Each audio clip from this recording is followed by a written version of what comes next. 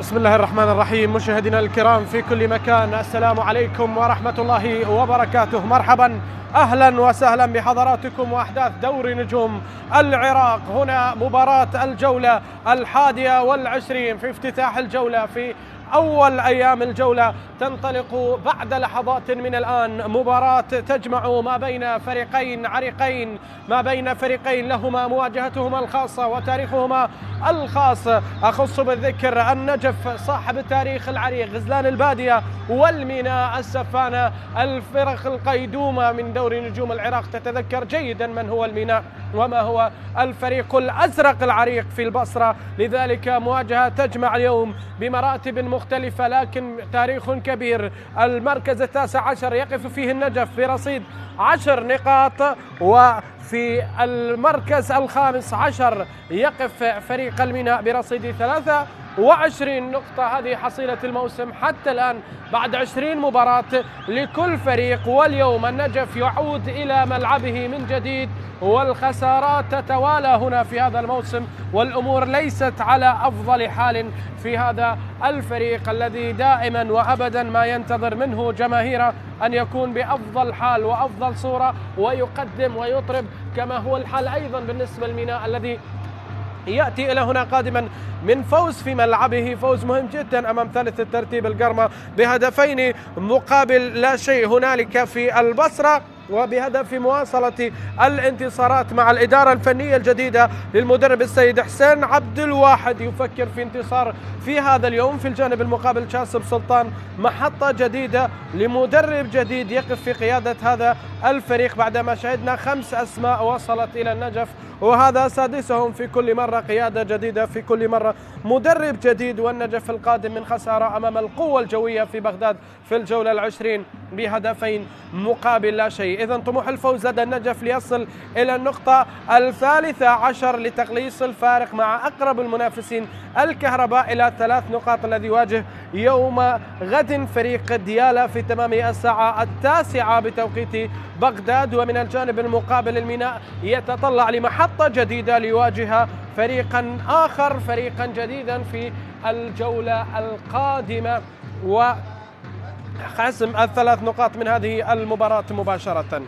إذن أيها الأحبة، أيها المتابعون، كلنا وإياكم ننتظر صافرة السيد حيدر عدوان حكم الدرجة الأولى ليعلن عن بداية هذه المباراة المنتظرة من الجميع، المباراة التي ينتظرها ويترقبها الجمهور البصري والجمهور النجفي بفارغ الصبر. لذلك الكل هنا يأتي بطرب وفرح قبل انطلاق صافرة حكم المباراة وحتى لحظات الاحتفال المعهودة. وبهذه الحال تنطلق المباراة بلونين، أبيض على اليمين يمثل السفانة، وأزرق على اليسار يمثل غزلان البادية. لذلك أمر مهم، لذلك حدث مهم أن يتحقق الانتصار في هذا الملعب في هذا اليوم تحت قيادة جديدة وبعد غياب طويل. لك أن تطلع عزيز المشاهد على المشهد بأن 131 يوم مرت على آخر انتصار للنجف في هذا الملعب، ألا وهو على ملعب النجف الدولي أمام فريق الطلبة بهدف مقابل لا شيء. يومها كان المدرب السيد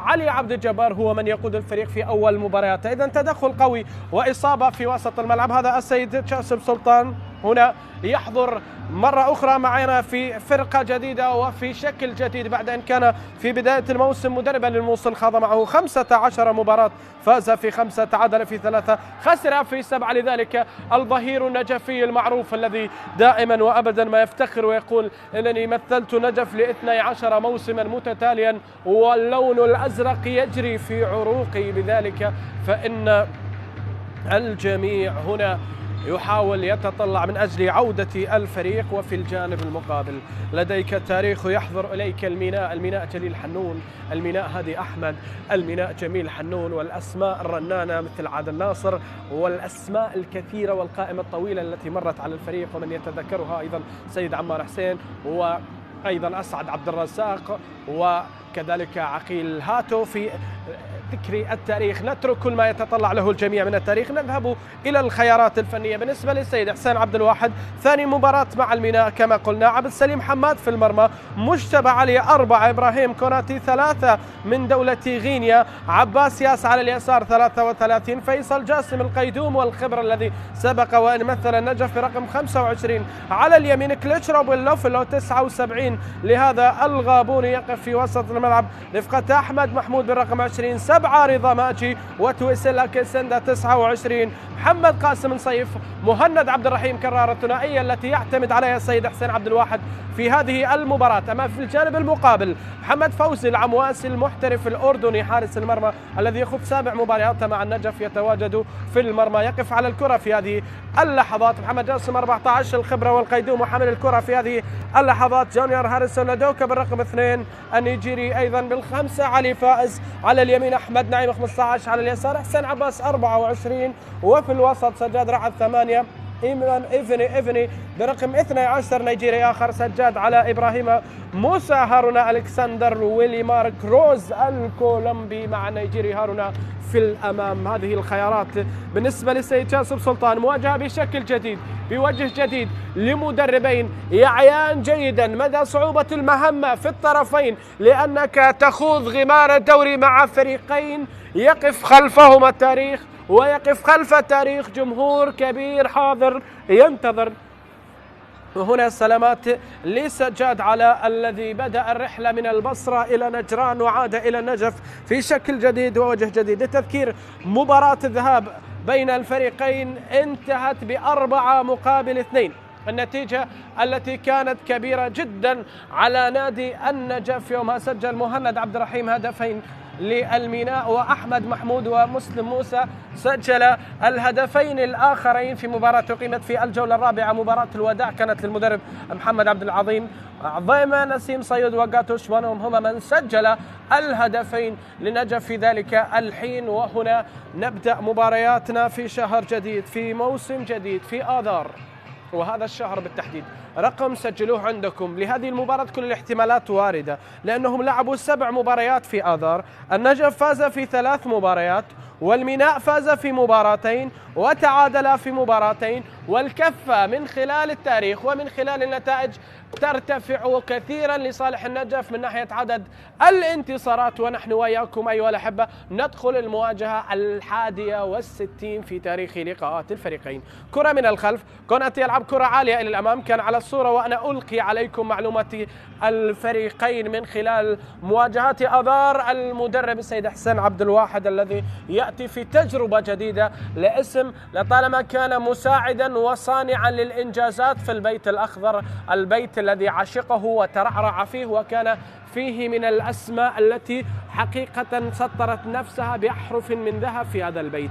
هنا عودة إلى الخلف، وهذه محاولة لعب سريعة، كرة تصل فيصل جاسم، ما شاء الله على فيصل يتحرك في أكثر من مكان، هذه كرة وفي انتظار نقلة على اليمين. عباس ياس يحاول، رضا ماجي يلعب الكرة، عباس ياس تأخذ جميلة، هنا كرة إلى الأمام البحث عن مهند عبد الرحيم، محمد قاسم وعلي فائز بالخبرة دائما ما يهابون ثنائي الهجوم، لذلك التركيز على هذين اللاعبين أمر مهم جدا، وخصوصا وأن الفرقة في الأمام تملك لاعب خبرة ولاعب شاب، وهؤلاء أو هذان اللاعبان بالابعاد عن الجمعية من هؤلاء، هذان اللاعبان بالتحديد لديهم حلول من أي مكان، من خارج أرضية الملعب، من خارج ال18 ياردة، في داخل البوكس. أحمد نعيم يأخذ حصته، يأخذ نصيبه، يأخذ الإنذار الأصفر في هذه اللحظات. أحمد نعيم ورقة صفراء أولى لهذا الرجل الذي شاهدناه متلألئا في أول مواسم القاسم. أنا أتذكر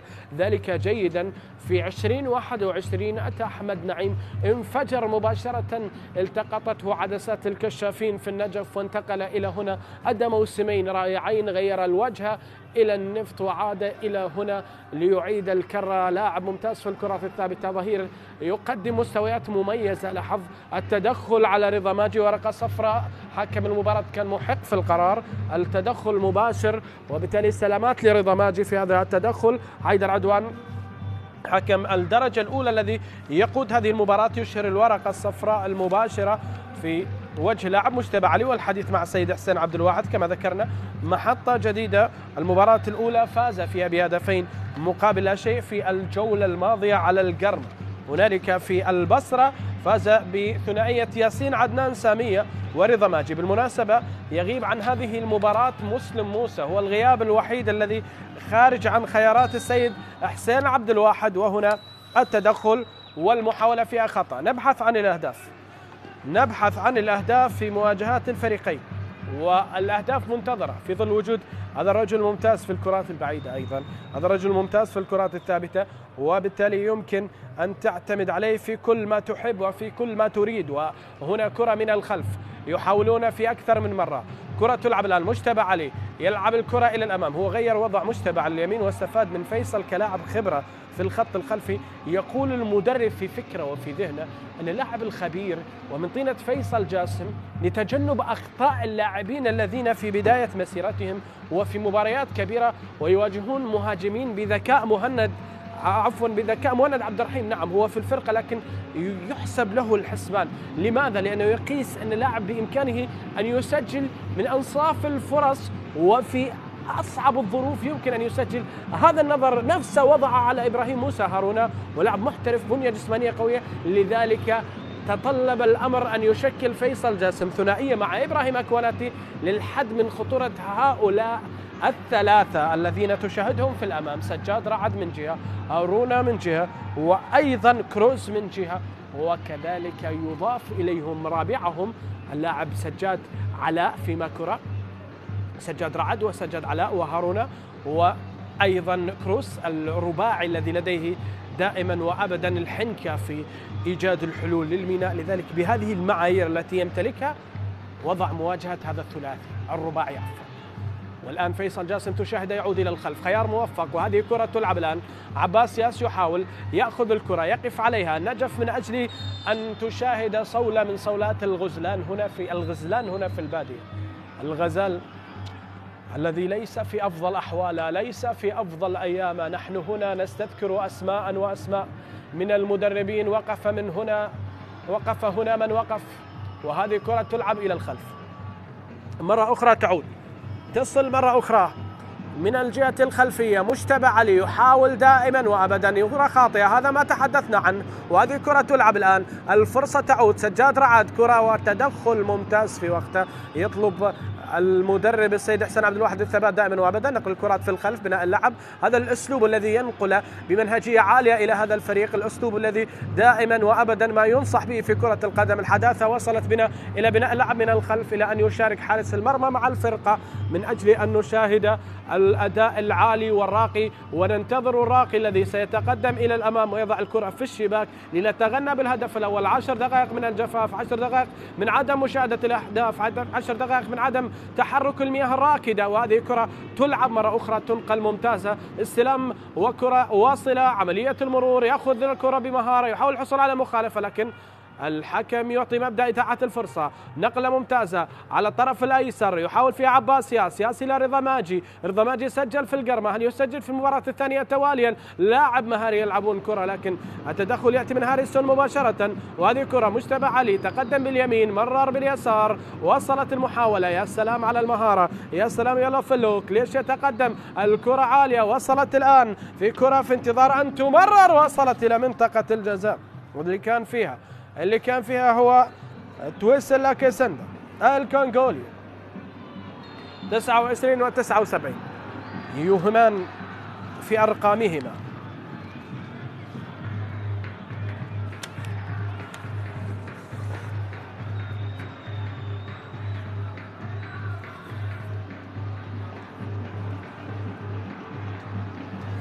هذا التدخل كان حاضر ومخالفة، ضربة حرة مباشرة قال فيها حكم المباراة في هذا التدخل.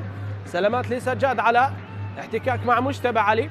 هذا سجاد عاد من الاحتراف هنالك في دوري الدرجة الأولى في المملكة العربية السعودية من نجران.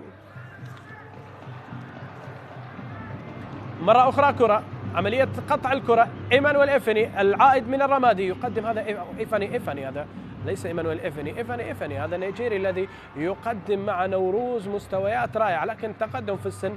وهذا اللاعب الآن وصلت به المحطة مع الغزلان، كان مع ذئاب الرمادي. وهنا الكرة فيها تدخل. حكم المباراة ماذا يقول؟ هنالك من يتألم وهنالك من نسمع صوت الروح الرياضية يجب أن تحضر والكرة يجب أن تغادر إلى خارج الرياض.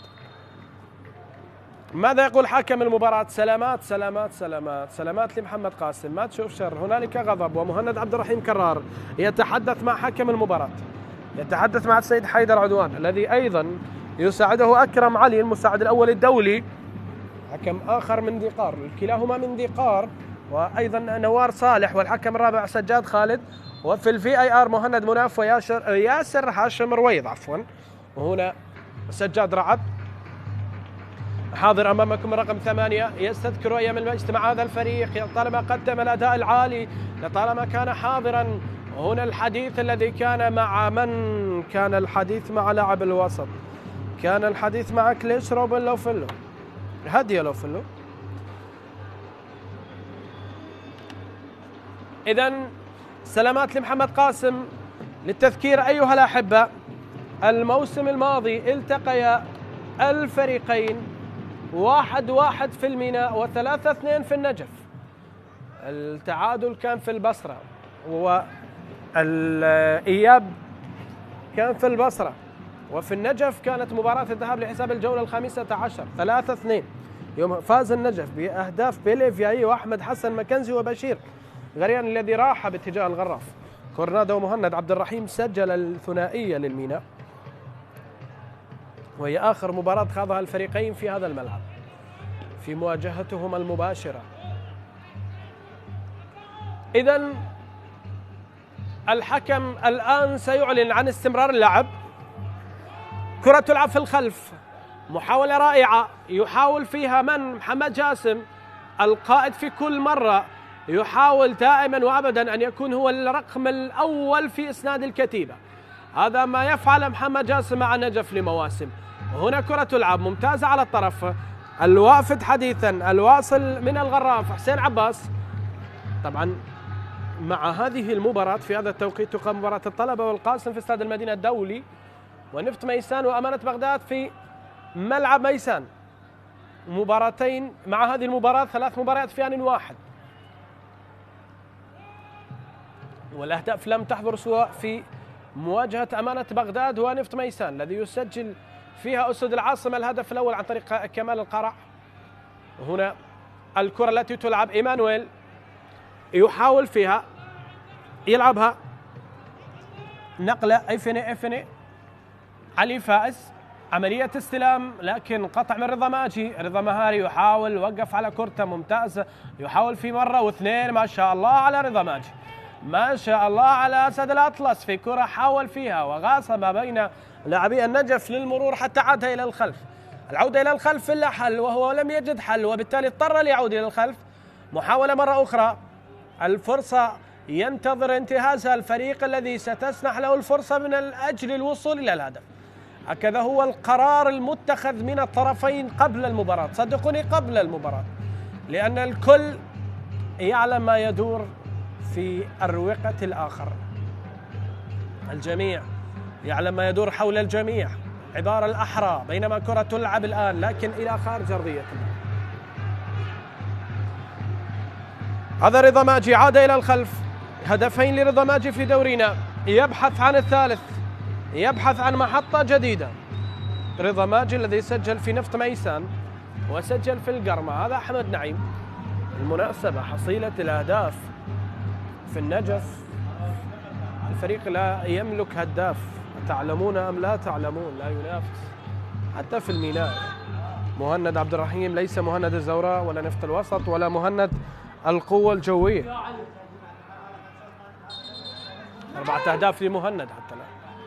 بينما الكرة ستلعب من خلال الركنية في هذه اللحظات. الدعوات تأتي بأن يسجل الهدف الأول، وهذه كرة ستنفذ من سجاد رعد. سجاد يحاول ينقلها في منطقة الجزاء، عالية مباشرة، تدخل وإبعاد، وهنا الرأسية من مهند عبد الرحيم. سجاد رعد يحاول مرة أخرى وإبعاد يأتي في هذا التدخل. سلامات مصورنا، وهذه كرة فيها تقدم، عملية الانطلاق من رضا ماجي، وقف عليه محمد جاسم. من الأقرب؟ تمريرة قريبة قصيرة، كان أحمد نعيم قريب. لماذا هذا الخوف من الضغط يعني؟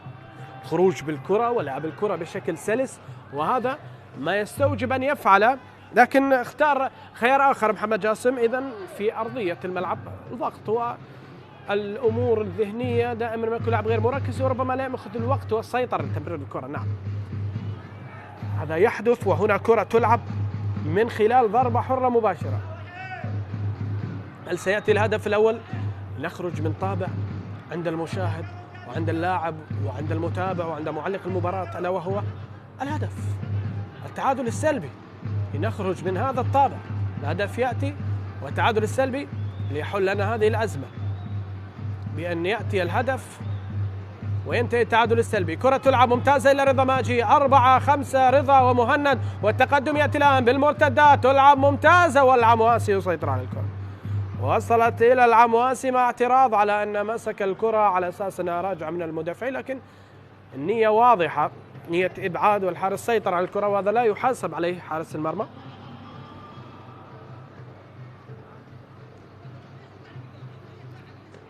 محاولات وكرات، عملية تقدم إلى الأمام.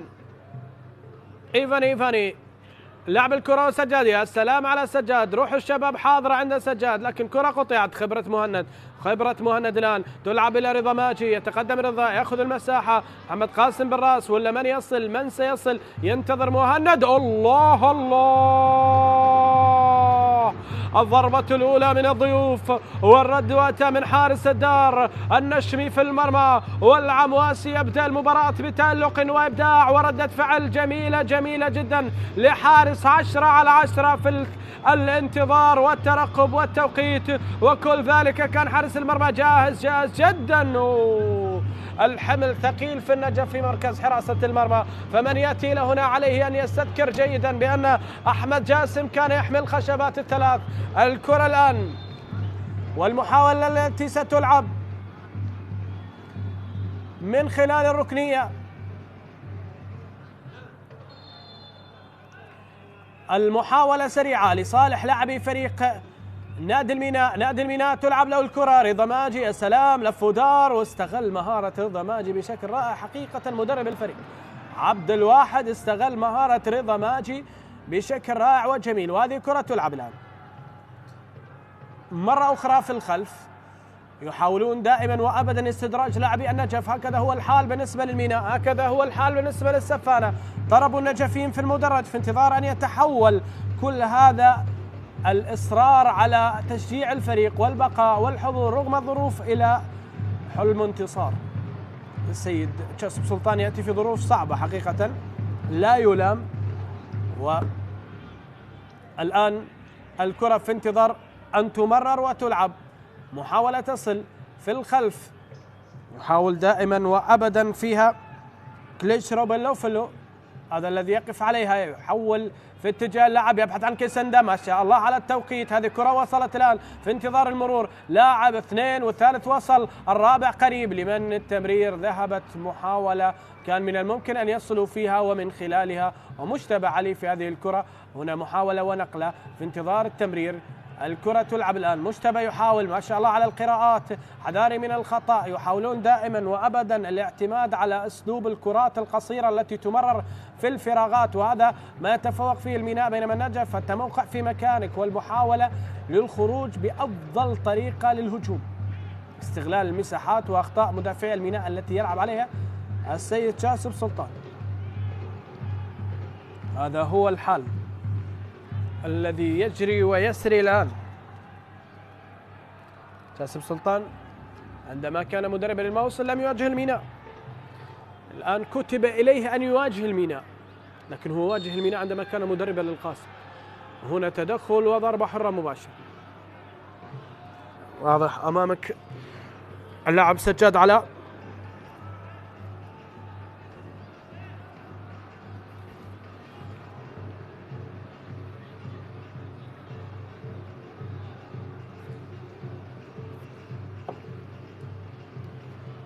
كرة في الخلف، محاولة مرة أخرى،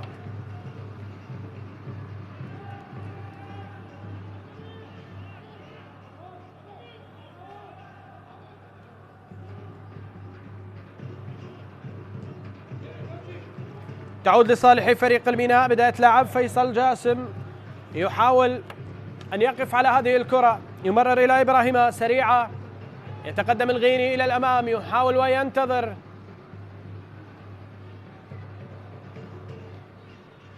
عملية التمرير مرة أخرى، تلعب الكرة فيها تقدم. مهند عبد الرحيم يبحث عن رضا ماجي، رضا بالسرعة والعمواسي وقف على الكرة، يربك الحسابات. حذاري حذاري حذاري حذاري.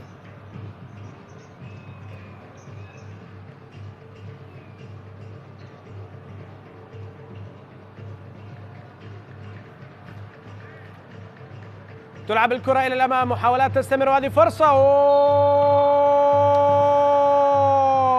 ركلة جزاء يشير إليها حكم المباراة، وبالتالي السيد حيدر عدوان كان يشاهد الحالة، كان يشاهد ما جرى. سقط بخطأ وبمساس للرأس بعدما تقدم محمد جاسم للكرة، أمن وضرب الكرة، واستغراب هنا من السيد قرار جاسم النجم النجفي السابق. وهذه المحاولة التي وصل من خلالها فريق الميناء إلى منطقة الجزاء، وهنا في انتظار الوصول، في انتظار الحضور، والكل يتابع هذه محاولة. لاحظ لاحظ لاحظ، هل حصل شيء؟ جعل حكم المباراة مس، إن كان هنالك مس في هذا التدخل خلاص رايحين مع ركلة الجزاء. لو وصل إلى جسم اللاعب وعرقل اللاعب وتسبب في ذلك سيكون حيدر عدوان محقا الVAR يعمل تشيكينج على ركلة الجزاء. وفي البنالتي الحالة الواضحة حيدر عدوان هل سيستدعى من مهند مناف؟ ننتظر في هذه اللحظات. القرار معلق ومن المنتظر أن يؤكد.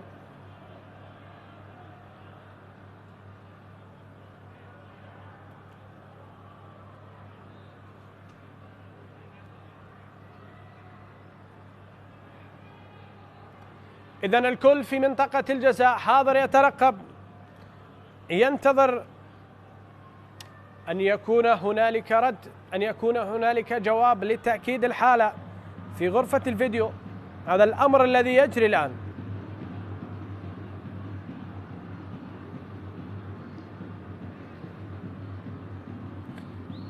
سلامات سلامات لتوسلا كيسندا الذي لعب لنهضة بركان المغربي، ويانك افريكا 26 سنة. هذه رايحة مع ركلة جزاء إن كان فيها مس كما قلت لكم، يبحث عن الوصول. التدخل حاضر، وهذا ماذا سيقول في حكم المباراة؟ هو لاعب نعم ذهب وسقط مع التدخل. وهنا ماذا يقولون؟ محمد جاسم يتأكد من حكم المباراة. إذن ركلة جزاء تؤكد. نعم، هل هنالك مخالفة أم ركلة جزاء؟ ماذا قالوا لحكم المباراة؟ هل فيها تمثيل؟ نحن لا ندري ما الذي يجري. إذن الذهاب لركلة الجزاء. نعم ركلة جزاء، ركلة جزاء. الإشارة من حكم المباراة على اللاعبين كان يطلب منهم المغادرة، الخروج خارج منطقة الجزاء. هذا ما أوهمني. وهنا الكرة التي ستلعب من خلال ركلة الجزاء. ركلة جزاء للميناء. لسه فانا إذن في هذه اللحظات في انتظار استمرار العودة، في انتظار التألق، في انتظار عودة الفريق. وحسين عبد الواحد ينتظر ويريد احتفالا مع لاعبيه بفرحة ينتظرها بفارغ الصبر لتأكيد انتصار وتقدم في السلم وفوز ثاني على التوالي يأتي. إذن توكل المهمة إلى رجل المهام، إلى محمد قاسم صيف، هنا الذي يقف على هذه الكرة، هو الذي سينفذ ركلة الجزاء. العمواسي ومحمد قاسم، هذا قدم على المرمى بارعة رائعة، من الممكن أن نشاهد من خلال الهدف. حكم المباراة يطلب من الجميع المغادرة، ونحن نقف على أعتاب ركلة الجزاء التي يتقدم إليها محمد قاسم. محمد من أجل فرحة في المعقل. الله السفينة أصلحت وعادت جارفة، فليحذر الجميع. بادرة العودة في الجنوب بدأ بها الميناء، بدأ يسير في طريقها وبدأ يذهب على السكة المعهودة للانتصارات. هدف أول يدون وركلة جزاء تجعل هذا الرجل يضع الميناء في مقدمة المباراة. في بداية المباراة يسجل هدف أول في وسط الشوط. كرة قوية جميلة، ركلة جزاء مركزة والعمواس يحاول وخطأ لا يغتفر من المدافع. وهنا محمد قاسم يتقدم إلى الأمام ليضعها في الشباك، وبعد زاخو والشرطة والموصل يضع هدفا رابعا في مرمى النجف ليضع في سجلاته هذا الهدف الذي يصل بالميناء إلى تقدم في هذه المباراة. كرة تلعب إلى الأمام،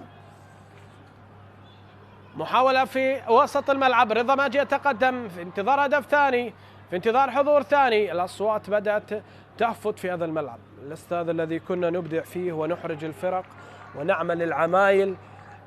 المنظومة خارج المنظومة والفريق خارج الفريق، ولا عمل، وكلنا ننتظر عودة مرتقبة. والآن 1-0، لذلك عزف الجماهير في هذا الملعب طبيعي. الاعتماد دائما وأبدا على من يوفون بالعهد في الفريق، ولو أن لا أحد يتحمل أعتاب ما مضى. هنا كرة في الخلف، عبد سليم يحاول التكنيك مع الزملاء، يلعبها طويلة. مهند عبد الرحيم، علي فائز، وهنا يبحث عن مخالفة في هذا المكان. كرة وتدخل وفرصة وتقدم وعادت إلى الخلف. الآن 4-5 مقابل نفس العدد. يحاولون دائما وأبدا. حسين عباس ويعاني حسين عباس يعاني من أمام هذا المهاجم، يعاني من أمام هذا اللاعب الذي يقف على الطرف الأيمن. الواضح تويسل لكن سند بال4-4-2 حقيقة بهذا النهج القديم لكرة القدم والمعروف، والذي دائما ما كانت تعتمد عليه الفرق الإيطالية والفرق البرازيلية لضرورة المهاجمين. الأمر ينفع ويجزي نفعا حقيقة مع الميناء بشكل كبير بالنظر للتوليفة الموجودة، وهذا يحسب لمن وقف على ذلك مدرب وعناصر إدارية.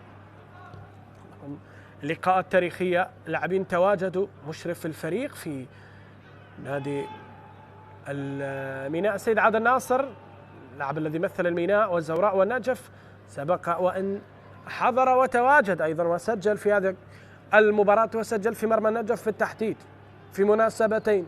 الآن يريدون أن يتذكروا أياما ماضية، يريدون أن يأتوا إلى هنا بذكرياتهم القديمة، لكن النجف فريق الذي لا ينسى أبدا أي مشجع نجفي كم أفرح هؤلاء الحاضرين، كم أفرح المنتمين إلى المدينة. تدخل ومخالفة وضربة حرة مباشرة، ضربة حرة مباشرة لسجاد رعد.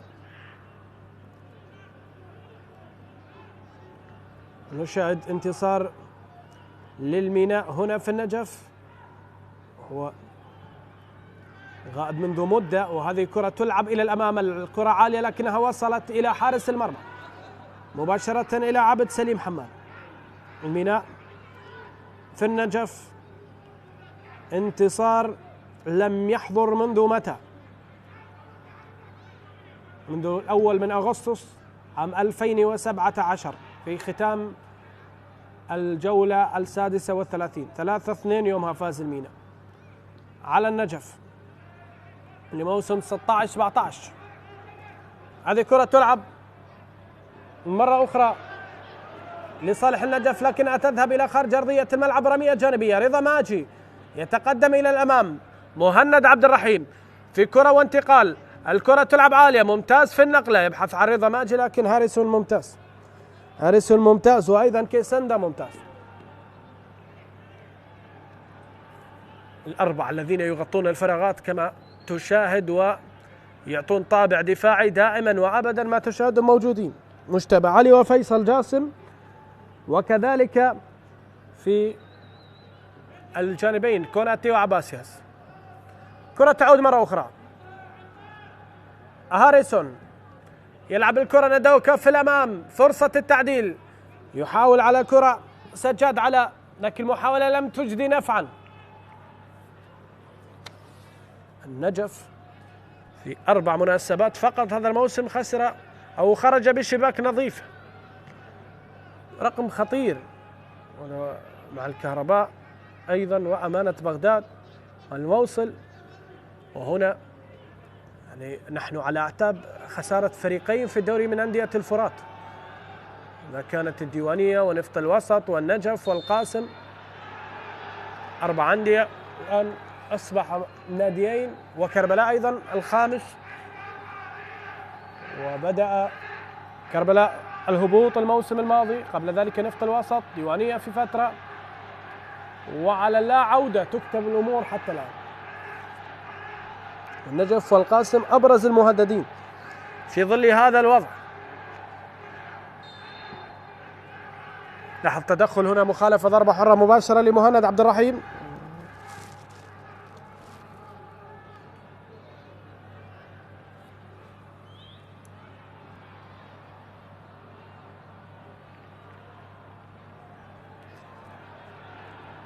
تلعب الكرة في الوسط، محاولات للنجف، مخالفة ضربة حرة مباشرة للنجف، هكذا يقول حكم المباراة. عبرنا نصف ساعة من اللعب أيها الأحبة، 1-0 هدف محمد قاسم، لا زال هو الذي يقود المشهد حتى الآن.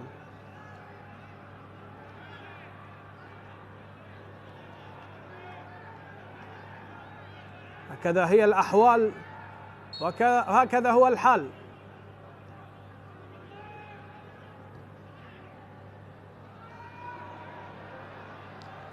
لاحظ كرة عكس الاتجاه تعود الآن بالمرتدات، كيسندا يتقدم إلى الأمام، يحاول فيها كيسندا عالية واصلة، والعمواسي بتوقيت رائع وصل إلى الكرة، عند الكرة ويطلب من اللاعبين التقدم إلى الأمام.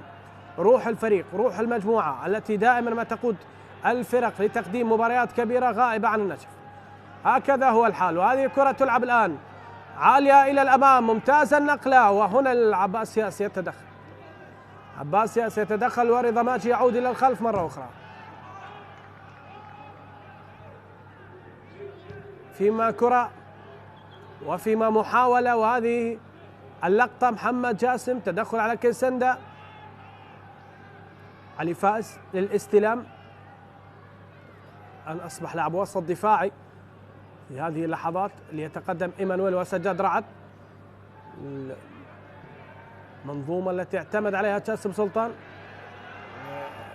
إذا كنت تنظر حقيقة في أوراق الاحتياط، نترك الأوراق ونذهب مع مهند عبد الرحيم، والكرة المرتدة الآن، يتدخل سجاد على مهند، يحاول افتكاك الكرة أحمد محمود، مجتبى علي، مجتبى مع كرة في انتظار أن تصل لمن في الأمام، يعني رضا فاضل، مؤمل أحمد، علي رضا، يونس عبد، نور المصطفى، محمد زامل، علي رحيم، أسامة عنبر، دانيال إنريك، محمد حسن عبد الزهرة، أمير إسماعيل، مصطفى زهير. اسماء من الممكن أن تعطيك فوارق، يمكن أن تغير الحال، لأن الشكل الهجومي للنجف لا أعلم، لا تشعر بأنه في أفضل أحواله. يا سلام على المرور، محمد قاسم والعبور، الرجل دخل في المباراة بعد الهدف، وهذه كرة وتدخل والمحاولة تعود الكرة مرة أخرى. حسين عباس، أيضا علي عبادي، عبد الله غازي، محمد غالب، نجم شوان، علي محسن، مقتدى، حيدر عزيز، كرار جعفر، مرتضى علي، محمود خليل، حيدر أحمد، وأياي بيليف آتيموين، مع ياسين عدنان سامية. هذه الأسماء المطروحة على حسين عبد الواحد في الشوط الثاني. كرة تلعب الآن والتسديدة باتجاه المرمى، حاولت تلعب كرة عرضية، لكن حكم المباراة مع مطالبات الركنية قال إنها ضربة مرمى. هذا الذي تدخل فيها كليس لوفيلو، ستايل متشابه للوفيلو، وكذلك أيضا كيسندا. إبراهيم حاول، إبراهيم كان ينتظر فيما الذي يقف في الأمام، ألكسندر كروش، لا تشاهد يظهر، كرة تطول إلى خارج أرضية الملعب من جديد. مجتبى علي ينتظر كرة، يفضل إلى رضا ماجي، سريعة، عودة إلى مجتبى، أحمد محمود،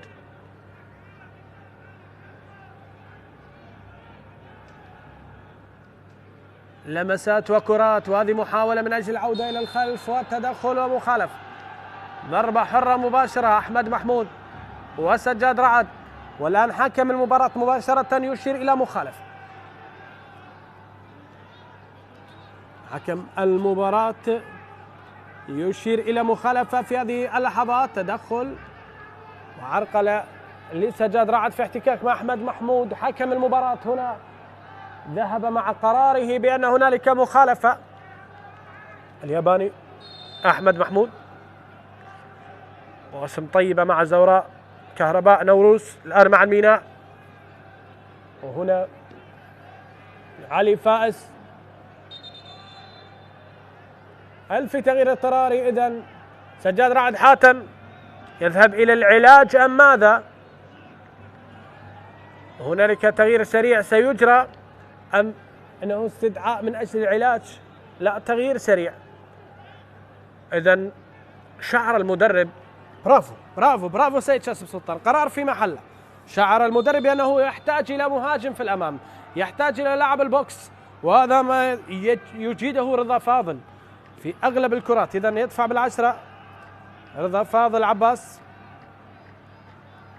وهنا علي فائز على ضربة حرة مباشرة، هل يستهدف المرمى من هذا المكان؟ لم تعد القذائف التي سكنت مرمى قطر والتي كانت رائعة مع الشرطة والتي كانت جميلة في ريزا سبور هي قذائفك يا علي فائز. هنا إبعاد الكرة إلى رمية جانبية،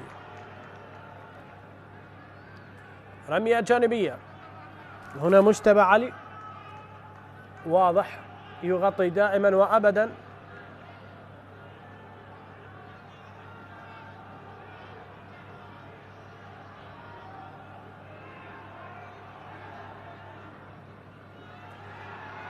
في التكنيك ضاعت على هارونا، وهذا مشهد من المشاهد التي تصف إليك واقع الحال. محاولة ورمية جانبية تتحول من فريق النجف إلى فريق الميناء. هكذا هي الأحوال وهكذا هو الأمر الآن مع 1-0 الذي يتقدم فيه السفانة على غزلان البادية. كرة تلعب إلى الأمام، لمسة يد، ماذا تفعل يا رجل؟ حسين عباس، مخالفة ولمسة يد في هذه اللحظات. فيصل جاسم بداية اللعب، وإبراهيم أكواناتي قريب. إبراهيم يطلب من الجميع الانتشار. مباراة بطيئة الرتم حقيقة، مباراة فيها تحفظ كبير في وقت لا تحفظ، في وقت أن يجب على الجميع المشاركة، يجب على الجميع أن يكون حاضر في الضغط لأن الظروف لا تسنح من الطرفين. هذه كرة تلعب إلى الأمام. عملية لعب الكرة بالكعب ما شاء الله في التقدم في كرة. مباراة كبيرة تقدم من جانب تويسل كيسندا، وعاد وسقط في هذه الكرة. يعودون إلى الخلف، يحاولون الخروج بالكرة. عودة مرة أخرى، تمريرات والعمواسي. عمواسي خطأ كاد أن يكون لا يغتفر العمواسي، لكنها مرت، لكنها هربت الكرة الأخيرة. هنا استلام بالصدر، وهذه كرة تلعب. عباس ياس يعود إلى الخلف، وعبد سليم يلعب كرة في المكان السليم لينقلها إلى الأمام. وصلت إلى دفاعات النجف. محاولة إلى محمد جاسم. محمد جاسم يبحث عن زميل دائما وأبدا، الأقرب إليه الواضح في الكرة هو لعب هاريسون جونيور ندوكا. نقلة وكرة مرة أخرى تلعب الآن. فرصة عند هاريسون. هاريسون يحاول، هاريسون يبحث عن زميل، يمرر كرة في الطرف. إيفني على كرة النيجيري، يعود ويستلم هارونا. هارونا يحاول دائما وأبدا التواجد في مناطق وسط الملعب للمشاركة في عملية اللعب نظرا لانعدام الكرات على المهاجم، وهذا ما يجعله مضطرا للعودة إلى الخلف. حسين عباس من تسبب بركلة الجزاء، لاعب خرج من المباراة، شكله بدأ يغادر ذهنيا المباراة. هنا رمية جانبية. هذا حسين عباس 24 الذي تسبب بركلة الجزاء. إذن في انتظار أن تنفذ الرمية الجانبية. الخمس دقائق الأخيرة مرت دقيقة، متبقي 4 في انتظار أيضا الوقت المضاف من حكم المباراة. لا زالت الأمور فيها تسير على 1-0. كرة تعود وسجد على يركل الكرة في الخلف مباشرة. هاريسون دوكا يمرر كرة سريعة. هنا محمد قاسم في القراءات. أحمد نعيم تحرك ممتاز في لحظة حاسمة حقيقة، كان أحمد نعيم يتدخل فيها لقطع الكرة. يعود أحمد نعيم وتأخذ جميلة بكرة تلعب. القائد محمد جاسم، ندوكا في كرة، ندوكا يحاول، وهذه كرة ولقطة والفرصة عند العمواسي. العمواسي على كرة، شاهدنا المحاولة التي ارتبك فيها العمواسي، الكرة والسلام بالصدر. ممتاز التقدم الآن، المحاول يحاول فيها الكولومبي، يتقدم فيها وليمار كروز، يحاول في انتظار أحمد نعيم. أحمد نعيم أيضا ينتظر زميلته. موقع لاعبي الميناء بشكل جيد جدا في هذه الفترة للحفاظ على الهدف، وأيضا لعدم إعطاء المساحات للاعبي النجف الذين هم في حالة خروج بالكرة والبحث عن فراغات ومساحات للوصول إلى مرمى الحارس عبد السليم حماد. الكرات الطويلة هي الحل. رضا فاضل هنا بالكرات الهوائية، ومباشرة كرة تصل المباشر إلى الحارس، إلى عبد سليم. شاهدنا عبد سليم في تغطية حاضرة. هنا نقلة وكرة مرة أخرى. إعادة الكرة في الخلف لصالح لاعبي الميناء. كوناتي، مباراة بطيئة الرتم منذ أول لحظة وحتى الآن، يعني لولا ركلة الجزاء لبقينا على تعادل سلبي، وهذا ما يجب على الفريقين إدراكه في شوط المباراة الثانية، يعني إيجاد حلول لهذا البطء في الرتم. أيضا المدرب السيد جاسم سلطان في أول مباراة والسيد حسين عبد الواحد في المباراة الثانية. المدربين يحتاجان وقت حتى يتقدمان في فرقة يمكن أن تنافس، يمكن أن تشاهدها في مراتب متقدمة، يمكن أن تغادر الهروب، تنافس على اللقب. لا، اللقب بعيد عن الطرفين. هنا كرة ومحاولة سريعة تلعب الآن، نقلات وكرات. محمد قاسم يدور ويبحث عن الزملاء. أحمد محمود يلعبها في الوسط في انتظار الخروج. أين مهند؟ أين ماجي؟ الكل في الأمام، الكل يندفع. ما شاء الله على رضا ماجي، شعلة من النار تتحرك في كل مكان، وكرات تلعب على المرمى من كل حدب وصوب. هذه كرة تلعب الآن ما شاء الله على ذكرى جميلة لمدافعين كبار شاهدناها من محمد جاسم، وهذه كرة ستلعب أيضا مرة أخرى. اللو في اللو يعود إلى الخلف، كرة مقطوعة الآن. المرتدات والكونتر اتاك، استغلال الأخطاء. على اليمين تنقل كرة، كروز وليمار، يتقدم الكولومبي يبحث عن زميل لكن أغلق عليه المساحة، منع عليه زاوية الرؤية، منع عليه زاوية التمرير. إيفني واحدة إلى من كان معهم، هل يسجل كما فعلها أسلافة، كما فعلها عمار حسين؟ يحاول صناعة كرة لكنه تباطأ ولم يسجل، وربما كان الأقرب إليها هو يسجل حسين عباس، وعبد سليم يمسك هذه الكرة ويقف في مكان كانت فيه الكرة ذاهبة إلى المرمى، لكن عبد سليم توقيته رائع. والسيد جاسم سلطان عليه إجراء التغييرات السريعة، إجراء تغيير بإخراجه سجاد رعد ودفع برضا فاضل للهجوم، وهذا ما شاهدناه قد تأثر به الفريق بشكل كبير بعدما دفع بعلي فائز، والفريق بدأ يضغط ويحاول. وهنا الكرة التي ستلعب، ماذا يقول السيد حيدر عدوان؟ رفع يده في إشارة للتسلل. مهند عبد الرحيم والحديث، ضربة حرة غير مباشرة الآن.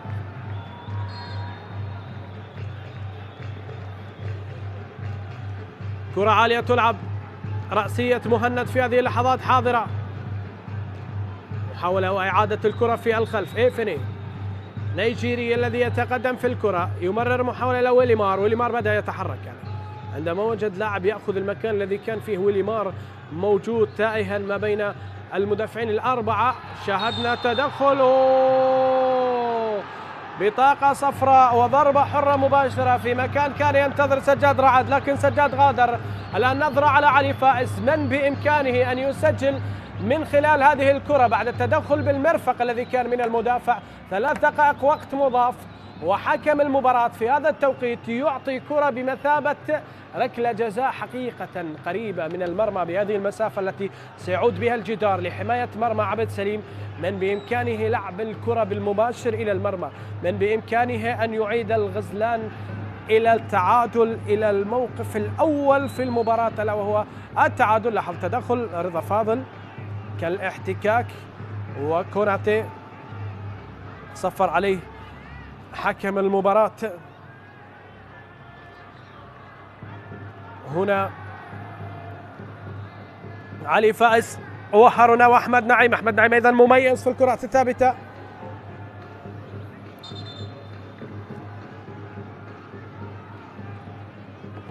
إذا ضربة حرة مباشرة الآن، علي فائز وأحمد نعيم، خطوة إلى الخلف ومعها الاتجاه على تسديد كرة بالمباشر. فرصة العودة إلى المباراة كلها في هذه الكرة. هل ستسجل مباشرة أم أنها تمرر؟ حتى الموجودين يعني في الجانب المقابل بإمكانهم مباشرة التسجيل. إذن إفني والكل، عبد سليم وعلي فائز وأحمد نعيم.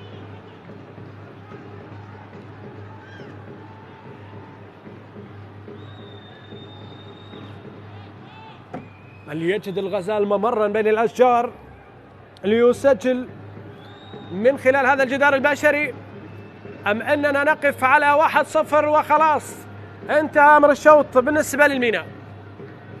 تقدم في شوط وعبد سليم يراقب الجدار. هنا كرة، علي فائز يحاول مع أحمد نعيم، هل هي لهدف التعديل الآن؟ كرة مميزة في انتظار أن تهتز الشباك. ماذا سيقولون أحمد نعيم؟ رياكشن عالي من حارس المرمى، ولكن ردة فعل المهاجم كانت الأسوأ من كل هذا. استغراب وحسرة وألم وضياع. ضاعوا بعد إن كانوا قريبين من أن يدركوا التعديل. يا نجم النجوم، أين كنت من هذه الكرة قبل الاعتزال؟ هذه كرة تقدم نعيم، صاروخ أرسله إلى عبد سليم ومرماه ورضا فاضل. أن لك أن تضيع هكذا كرات في مكان سليم، والمرمى والكرة وكل شيء لا يحتاج إلى هكذا قوة. مسافة قريبة، ردة فعل عبد سليم، ولكن رضا رمى الكرة بعيدا، ومعها تأتي صافرة الحكم السيد حيدر عدوان. أيها الأحبة، تنهي أحداث شوط المباراة الأول بتقدم الميناء على النجف بهدف مقابل لا شيء سجله اللاعب محمد قاسم صيف من ركلة جزاء. استراحة قصيرة ونعود إليكم إن شاء الله قبل لحظات من انطلاق شوط المباراة الثانية.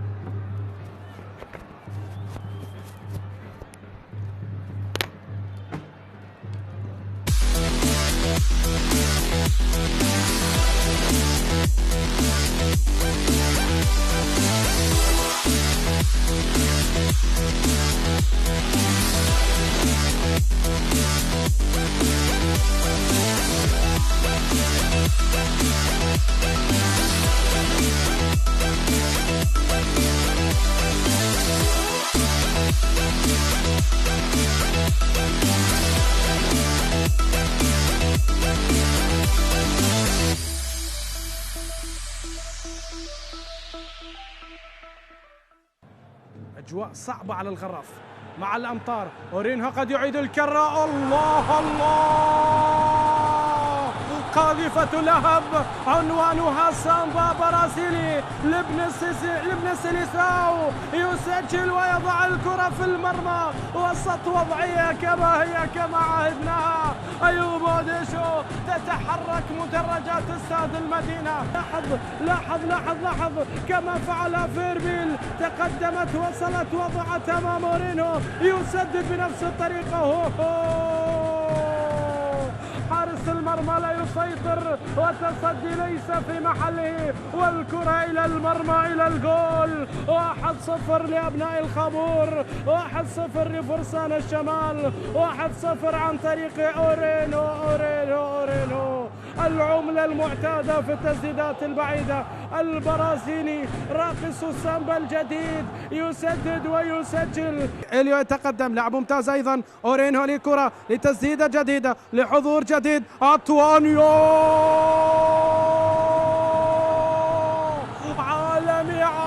عالمي في لمسة واحدة بلمحة واحدة، وكأنك سلطان وكأنك زلاتان. هذه كرة جميلة يا عطوان، مبهر، عالمي على طريقة الكبار، على طريقته الخاصة، بلمسة رائعة، بلمحة جميلة، ببراعة، بحرفنة، باحتراف.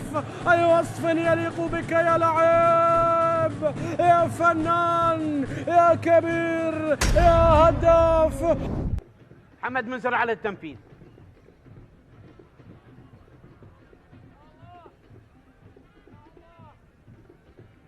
عالية الكرة بالراس، جول جول. فعلها ماسس اللي سجل في شباك القاسم والكرخ، يسجل هدف الشخص الثالث بكرة رأسية، ويسجل الهدف رقم 68 بكرة رأسية، بعد أن سجل يونس حمود هدف بكرة رأسية في شباك نادي القاسم. يسجل الآن ماسس الهدف الشخص الثالث له والأول في المباراة بالدقيقة 68 في شباك نفط ميسان. بالدقيقة 68 ماسس يسجل من كرة رأسية هدف التقدم. شوف الارتقاء، يا سلام، مرت على يسار الحارس أمجد رحيم. شوف وهدف جميل برأسية جميلة، هي 68 هذا الموسم، الرأسية 68 اللي تعانق الشباك، والهدف الأول للطلبة بالدقيقة 68 من عمر المباراة. الهدف رقم 68 برأس، ويسجل بالدقيقة 68 من عمر المباراة. ولمصطفى من جديد، مصطفى والعرضية والرأسية، الله الهدف الأول لمصلحة نادي الكرخ، وبأقدام من؟ بأقدام يونس حمود، خامس الهدافين، يسجل يدون ويرتقي من هناك بأول أهداف المباراة، يعطي هدف الأسبقية ليكون رابع الهدافين، ويعادل علاء الدين الدالي هداف نادي الموصل ورابع الهدافين. يونس حمود يقتنص الهدف الأول، يونس حمود، ويتابع الكرة بعرضية رأسية صهيب رعد، العارضة اعترضتها، نعم، وتصدت لرأسية اللاعب صهيب، ولكن عاد وتابع من هناك اللاعب يونس حمود. نعم، هنا يتواجد مركز الخطر، هنا هذا اللاعب الذي لا يمكن أن يترك وحيدا، يتابع الكرة الماضية يقتنصها، نعم، في وظيفته المميزة، في وظيفته المعتادة. يحافظ، ينطلق، يمرر على الجهة اليمين، المحاولة للهدف الثاني، المراوغة، التصويبة، المتابعة، وفي النيران الصديقة ينهيها اللاعب إليسو بهدف ثاني لمصلحة الكرخ، الهدف الثاني للكناري، الهدف الثاني لمصلحة الأصفر، وبمجهود فردي انطلق من هناك في وسط الميدان حسين زياد، ومن هناك أنهى محمد خالد كوفي، يراوغ ويمرر، نعم، ويسدد، ومن هناك يكتب الهدف الثاني. ولكن حدثني عن انطلاقة يونس في وسط الميدان، محاولة يونس، نعم، في وسط الملعب، وفي النهاية تصويبة باشتراك، نعم، ومساعدة من إليسو أسكنها في شباك فريق نادي القاسم لتعلن عن ثاني الأهداف لمصلحة نادي الكرخ في هذه اللحظات. اصطدمت بسيف الدين ظاهر والقائم، ودخلت واقتحمت، تعاند الكرة الماضية فريق نادي القاسم لتعمق من جراحات هذا الفريق بهدف ثاني في هذه اللحظات. نتيجة 2-0 في 20 دقيقة متبقية من هناك، محاولة عن طريق يونس، المرور، التقدم، التصويبة، المتابعة، خطيرة، جول الله، ويأتي الدور على صهيب للتسجيل، ساهم وصنع وبادر بتسجيل الثنائية. الآن يأتي الدور عليه لإسكان الكرة في الشباك، لتسجيل الهدف، لمشاركة زملاء بتسجيل الأهداف، نعم، ليحمل على عاتقه مسؤولية الانتصار، تحقيق هذا الفوز بلا شك. نعم، هو نجم اللقاء بمساهمته، بإبداعه، بتألقه في هذه المباراة. شارك، نعم، كبديل طارئ، بديلا لمصعب جمال، وإذا بمشاركته تكون سببا وسبيلا لتحقيق هذا الانتصار، لتحقيق وتسجيل حتى هذه الأهداف. صنع وساهم بهدفين، والآن يسجل الهدف الثالث اللاعب مصعب، نعم، أو اللاعب صهيب رعد، الذي يعود ويسجل الآن بكرة ارتدت، نعم، من الدفاعات وعادت ليضعها على يسار الحارس.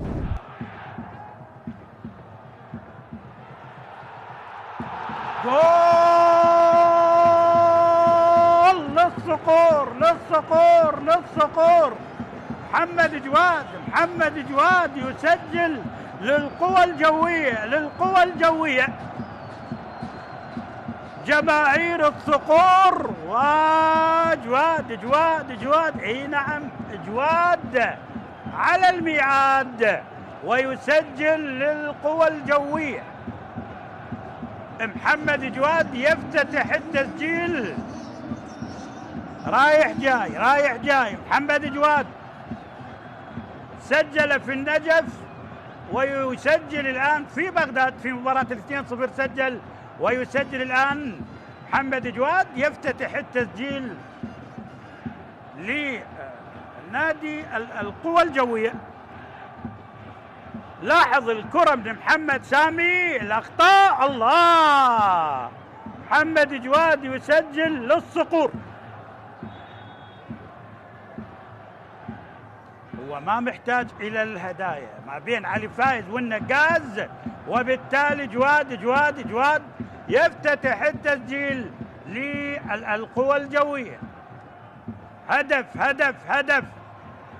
هدف في مرمى النجف. سجل القوى الجوية من كرة، شوف المخرج جاب لنا محمد سامي ومحمد جواد وصبحي عصام بهدف ثاني، لكن ربما الرايع. خلينا نشوف القرار. ثاني للقوى الجوية عن طريق العماني برأسية جميلة. هل هناك شيء؟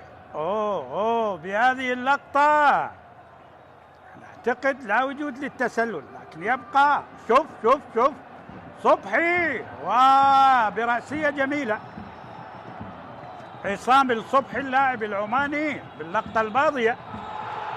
ثاني للقوى الجوية، ثاني اعتقد هدف ثاني لم يكن متسللا باللقطة الأولى، ولكن ننتظر. أحمد قاسم يتمناها محمد قاسم، تتمناها جماهير الميناء، ولكن جماهير القرمة لا تتمناها. هدف أول للسفانة للميناء، يتقدم بأول أهداف المباراة. الميناء يتقدم بأول أهداف المباراة عن طريق محمد قاسم الصيف، رابع أهدافه من خلال هذا الموسم ومن ركلة جزاء. وهنا الصورة لمدرب الفريق حسين عبد الواحد في أول مباراة مع الفريق، والفريق يتقدم بأول الأهداف. هنا الجماهير وفرحة الجماهير على المدرجات بكل تأكيد بهذا التقدم وبهذه الكرة التي تحصل فيها كيسيندا على ركلة الجزاء. بعد ذلك تأتي الصافرة ويأتي التنفيذ، والكرة مرت بهذه الطريقة على محمد حميد لتكون داخل الشباك، ليتقدم فيها الميناء بأول أهداف هذه المباراة. الميناء بياسين، سامية لثاني، خلاص الله الميناء السفانة، جول ثاني، هدف ثاني لسفانة البصرة للميناء العريق. يتقدم بثاني الأهداف، خلص المباراة الميناء. السفانة يفعلها، ولكن برافو لرضا ماجي. وبعد ذلك يأتي البديل ياسين سامية مع أول كرة، مع أول محاولة يضع الكرة داخل الشباك لينهي المباراة ليتقدم فيها الميناء بهدف ثاني. هدفين، خلاص المباراة ستنتهي. الهدف جاء في في الوقت المحتسب بدل عن الظاهر. فوز من خلال قرار اتحادي على نادي أربيل. كرة أمامية هذه خطيرة، الله، جول أول يأتي لمصلحة نادي النفط. الله الله الله، سجل ستار ياسين يقص شريط الأهداف بهذه اللحظات لمصلحة نادي النفط. يسجل الآن بهذه اللحظات جول لنادي النفط. يسجل الآن ستار ياسين هدف في مرمى نادي أمانة بغداد. هو كان يلعب سابقا مع نادي أمانة بغداد واليوم يسجل في شباكهم ستار ياسين. جول يأتي لمصلحة نادي النفط مع بداية اللقاء. هذه كرة مرت على عمار علي على يسار حارس المرمى. هذه الكرة الرائعة الجميلة، بعد ذلك المتابعة وضحى بأريحية في شباك مرمى نادي أمانة بغداد. هدف أول يأتي لمصلحة القمصان البيضاء. نادي النفط يقص شريط الأهداف بهذه اللحظات. لكن هذه كرة، الله،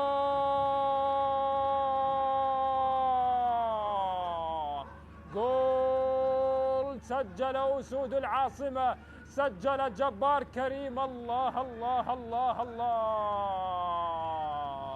الله، يسجل بهذه اللحظات. نادي أمانة بغداد يعود لمعادلة النتيجة 1-1 بهذه اللحظات لمصلحة نادي أمانة بغداد. لم نشاهد الكرة الماضية ولكن نشاهد احتفالية جبار كريم. هذه الكرة الماضية، هذا الدخول، هذا المرور، الله الله الله الله الله على كرة رأسية. جبار كريم لا يخطئ أمام المرمى، لا يخطئ أمام المرمى. مثل هكذا كرات، مثل هكذا فرصة يسجلها جبار. وحتى بالنسبة للتبديلات الموجودة ربما في الدقائق القادمة، كرة لا زالت داخل منطقة الجزاء، الله،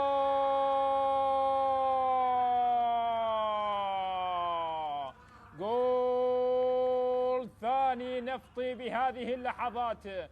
جول يسجل لمصلحة نادي النفط. الله الله، سجلوا في الشوط الأول هدف التقدم، الآن يتقدمون من جديد نادي النفط بهدف ثاني.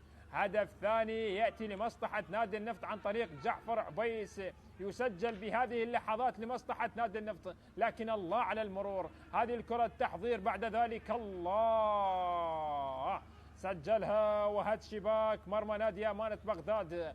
نادي النفط يتقدم للمرة الثانية بهذه اللحظات. جعفر عبيس وجد نفسه أمام المرمى وضحى بأريحية في شباك مرمى نادي أمانة بغداد.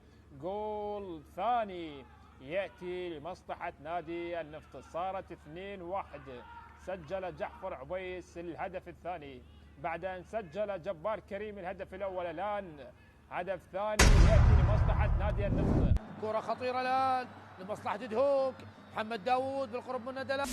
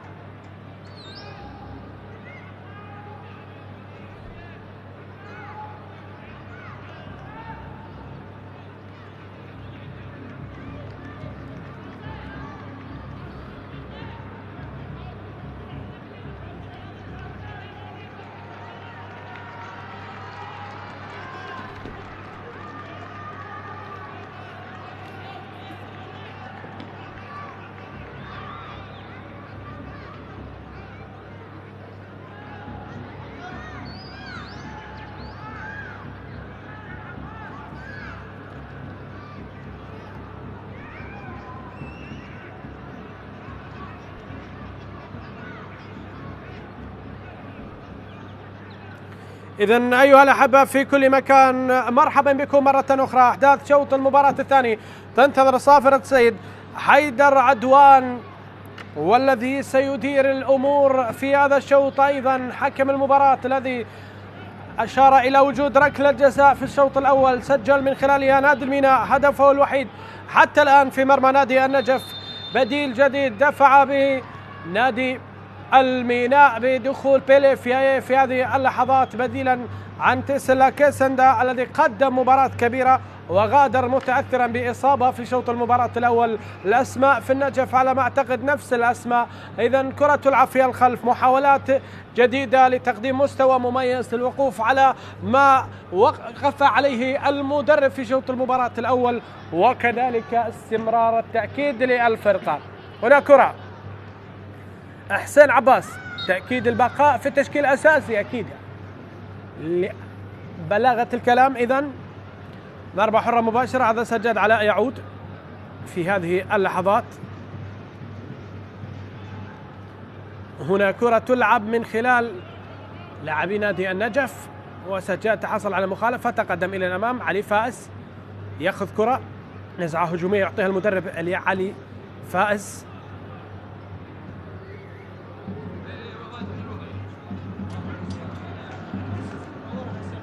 كرة في الأمام تلعب الآن، مهند عبد الرحيم يتقدم، مهند يقف على الكرة، محمد جاسم قطع الكرة، ضغط الآن في هذه اللحظات لكن محاولة الخروج السليم بالكرة. وصلت محاولة إلى الأمام،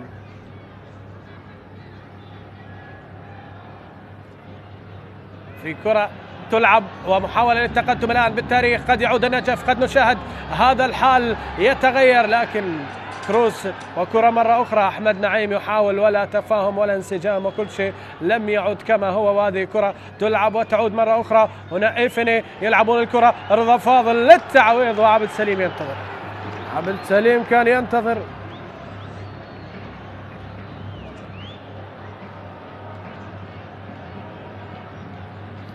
هنا الفرصة، رضا فاضل كان من الأفضل أن يمرر سجاد لكن فضل رضا التسديد المباشر وضاعت هذه المحاولة.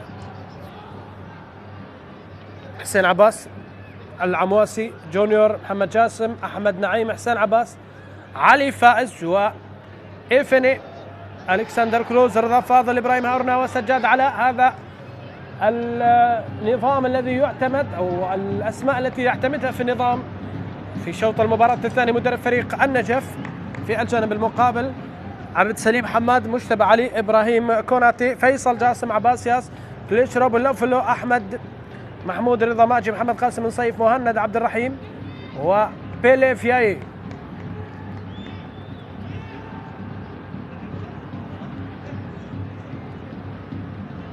عالية الكرة إلى الأمام، الرأسية حاضرة، في كرة، في مرور، نقلة وكرة عالية إلى الأمام، استلام بالصدر، محمد قاسم.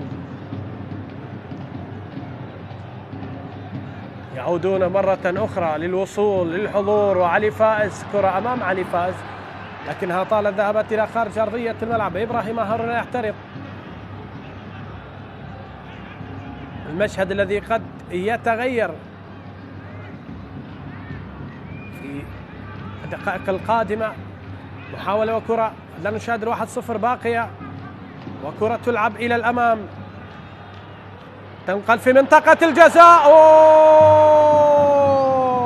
مرت من جديد، عبرت من جديد، ذهبت من جديد، ولا جديد حتى الآن. 1-0. ننتظر القادم، ننتظر الجديد، والأمور تسير بعد هدف أول للميناء. محاولات من النجف لمرة أولى وثانية، البوادر قائمة وأمل كبير من المدرب السيد جاسم سلطان بعودة الفريق. لاحظ هنا الارتقاء، الرأسية والكرة التي مرت لو وصل إليها رضا فاضل لكانت الشباك اهتزت والمدرجات ارتجت، وشاهدنا كل أركان الملعب يهتف نجف نجف نجف كما اعتادوا وكما كانوا في الاستاد القديم، واليوم في الاستاد الجديد وفي انتظار الجديد. وهكذا كرة تعود إلى الخلف الآن، المحاولة عند العمواسي، العمواسي ينتظر يلعب الكرة إلى الأمام، يحاول استلام بالصدر، يا سلام، في كرة ومرور وفي كرة وعبور، وهذه محاولة من كروس وليمار في الوسط عند علي فائز، لاعب يعاني من إصابة، والروح الرياضية العالية مع غضب جماهيري. هنا علي فائز يخرج الكرة إلى خارج أرضية الملعب، رضا ماجي سلامات. الجماهير كانت غير راضية على أن الحالة لا تستوجب والفريق متأخر. هذا كرار جاسم دائما وأبدا. لاحظون كروز تدخل، رضا ماجي حاول احتكاك ما بين كروز ورضا، هذه فيها تدخل، وكان حكم المباراة يشاهد التدخل، اعتقد في تدخل في مخالفة. وهنا لاحظ المرفق ذهب في حركة سريعة باتجاه الفك لرضا ماجي، لكن حكم المباراة لم يدرك ربما الحركة. علي فائز بروح رياضية كبيرة للاعب كبير، لاعب دولي، لاعب منتخب وطني، لاعب قد احترف وقدم العطاء الكبير. يخرج الكرة إلى خارج أرضية الملعب بإيقاف الكرة من حكم المباراة، أيضا يخفض على اللعب للاطمئنان على السلامة.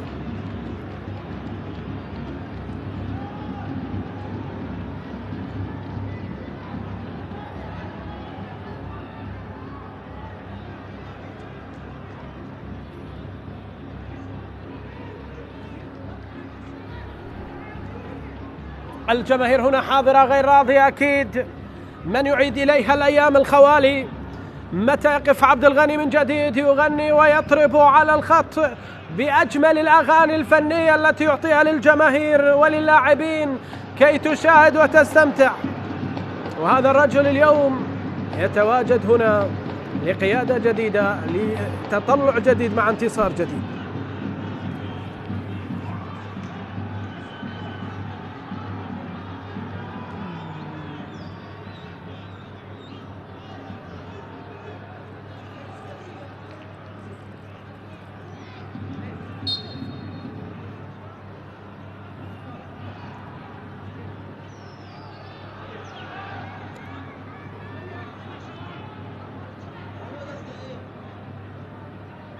كرة تلعب سريعة عائدة لصالح نادي النجف، وليمار طالت عليه إلى خارج أرضية الملعب.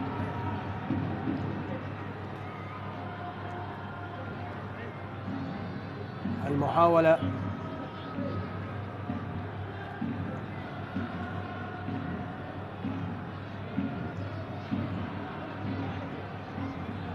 تذهب إلى الخارج مباشرة.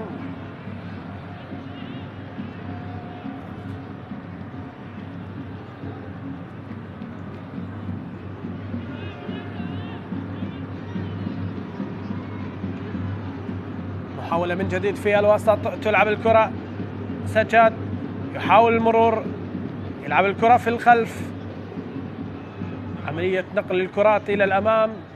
وهنا كرة، إيفني يتقدم في كرة ينقلها على الطرف الآن، فرصة العودة إلى المباراة، العودة يا هارونا، أين نحن وأين أنت يا هارونا؟ مهند عبد الرحيم، الكرات المنتظرة، الكرات التي يلعبها مهند، يحاول دائما وأبدا، وهنا وقف على الكرة.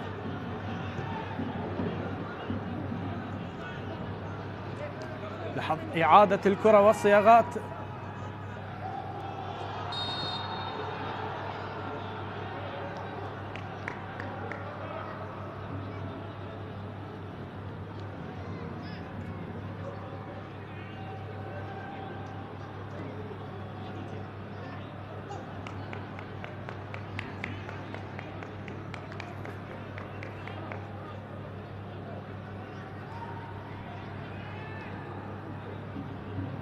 هنا تدخل، والمحاولة التي كان فيها افتكاك للكرة، عادت المحاولة في الخلف مرة أخرى، لمسات وكرات، سلسلة من التمريرات تنقل عالية إلى الأمام، الرأسية الحاضرة، وعبد سليم يحاول في كرة وتصل إلى عبد سليم مباشرة. اسماء غادرت، اسماء خرجت. فريق النجف من دون هداف في أي زمان هذا يا علي، في أي زمان هذا يا هاشم، وفي أي وقت هذا يا نجوم. الفريق التاريخي، الفريق الذي دائما وأبدا ما كان على المنصات موجود، وإن لم يكن بطلا فإنه وصيفا في 3 مرات للدوري. حضور كبير، نجوم لامعة تمر من هنا، لكن الأحوال ليست هي الأحوال. بينما رضا فاضل الآن للتعديل، رضا بالمجهود الفردي بالحل الفردي. إفني ماذا تفعلون؟ وإلى أين هو الرشد؟ إلى أين هو الطريق؟ الآن كرة تقطع وتعود، وهذه المحاولة من جديد.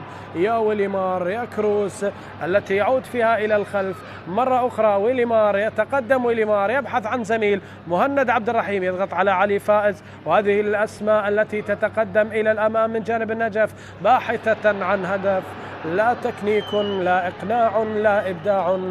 وهنا راحت الهتافات. يا هاتف يا شمران، ولم يعلي الصوت يا عبد الغني شهد، ولم يأتي النجاح بعدك يا ناجح حمود. فقد غاب علي هاشم بسحره وإبداعه، وغاب الثبات عند الأطراف عند عبودي وشاسب، وغاب أحمد جاسم عن تصدياته العالمية. لم يعد حيدر ولا ماجد نجم ولا حيدر يحيى. وفي جانب مقابل غاب الكبار عن الفريق، غابت الأسماء، غاب الحضور، غابت الروح. النجف إلى أين؟ النجف منذ متى يأتي بهذه الأسماء التي لا تقدم شيء؟ النجف إلى متى تشاهدها في ظل هذه الظروف ويقبع في المركز 18 أو في المركز 19؟ مراكز لا تليق بالغزلان. هذا غزال الريم، هذا غزال البادية، هذا كل الأسماء تحلو إليه. اللي يفقد الفرات أزرقه هذا الموسم من لامع النجوم في دوري نجوم العراق. هذا منتظر، هذا من الأفضل أن نراه في قادم الأيام ولا نتوقع، لأن هذه القلعة من الصعب أن تهدم. يا نادوكا، ماذا تفعل يا نادوكا في هذه اللحظات؟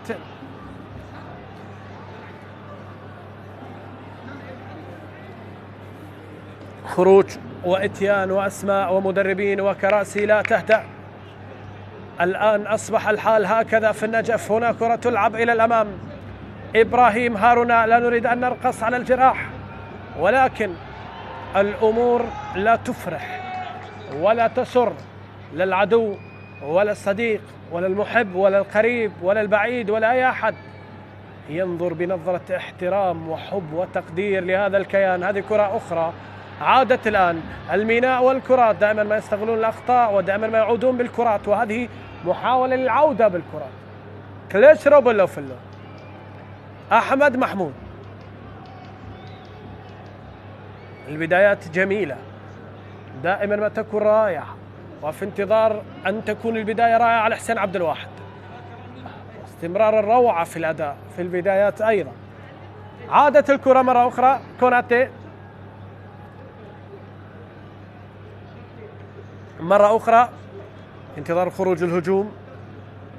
أعتقد أن إبراهيم خلاص بدنيا ودع المباراة مع ويليمار مع عفني. هاي الأسماء التي لم تعد تقدم العطاء. في الجانب المقابل أيضا لاعبين خرجوا عن الخدمة في الميناء. عامل البدني الآن بدأ يحظو حظوة في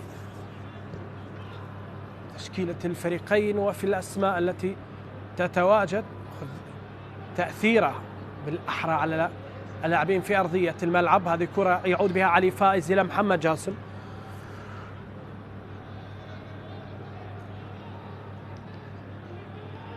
في الوسط إيمانويل كروس،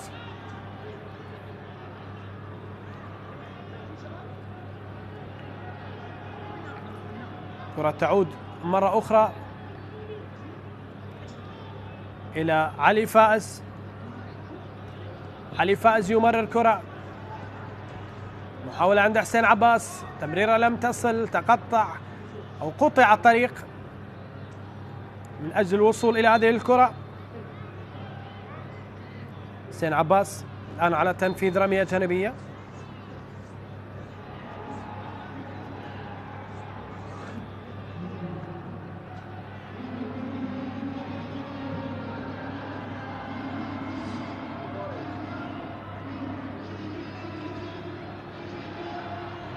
كرة ومرور. حسين عباس يلعب الكرة سريعة مباشرة، يحاول المشاركة من أجل عودة فريقه إلى المباراة مرة أخرى.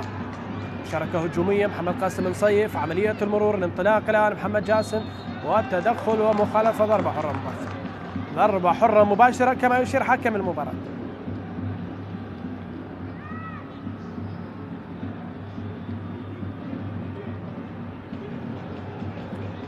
لاحظ محمد قاسم يجر الميناء إلى التعادل.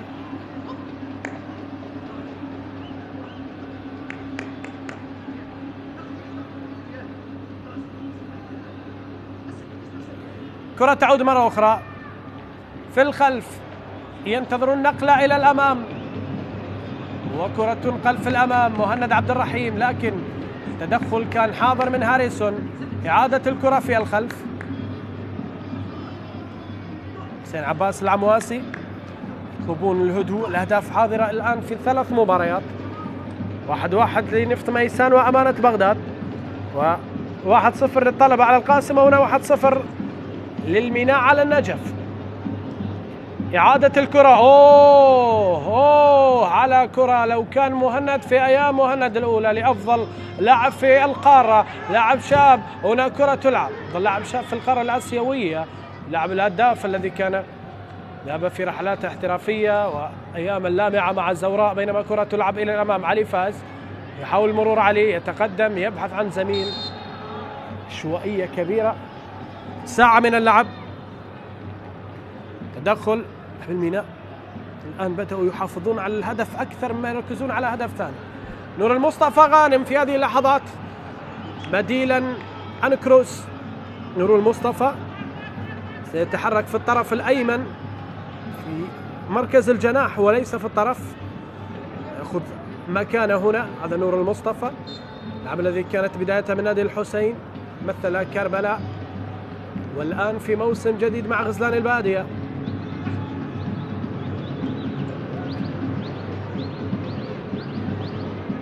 هاريسون، كرة إلى الأمام. عنده هدف جميل جدا هنا في درب الفرات في الموسم قبل الماضي. نور المصطفى غانم، ركلة حرة مباشرة جميلة جدا وضعها في مرمى نادي النجف. مرت 2-0 للعميد على غزلان البادية. هذه الكرة تلعب في الخلف. عملية التقدم مرة أخرى.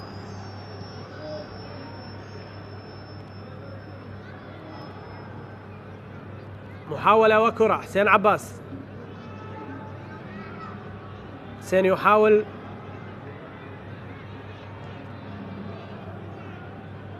كرة في الأمام، يحاول فيها لاعبي النجف، تراجع لاعبي الميناء، الحفاظ على النتيجة، الهوية البارزة حتى الآن.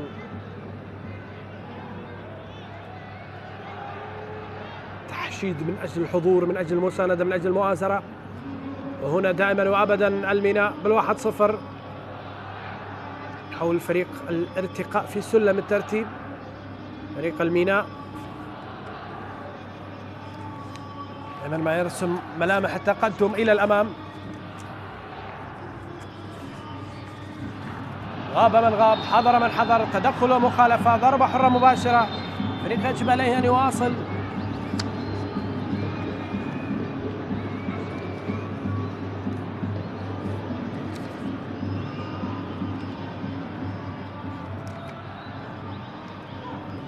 ضربة حرة مباشرة، وحكم المباراة تطلب من الكادر الطبي الوصول.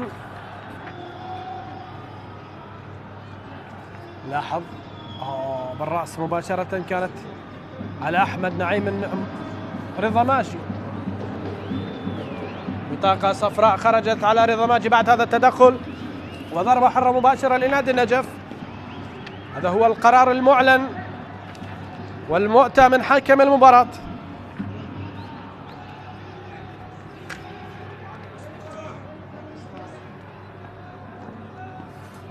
كل مدرب أجرى تغيير. هنا توسلا كيسندا غادر، وهنا لا، جاسم سلطان أجرى تغييرين. نور مصطفى غانم بديل أيضا دخل.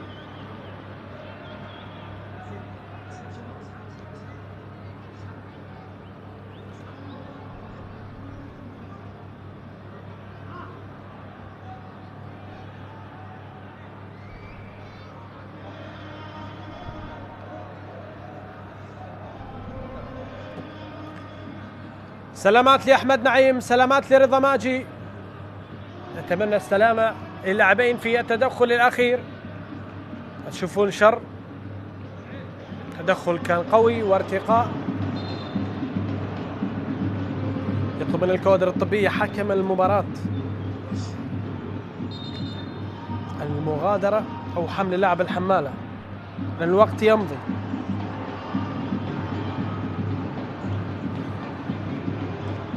طبعا أول مواجهة جمعت الفريقين موسم 87-88 تاريخ 31 من ديسمبر عام 87.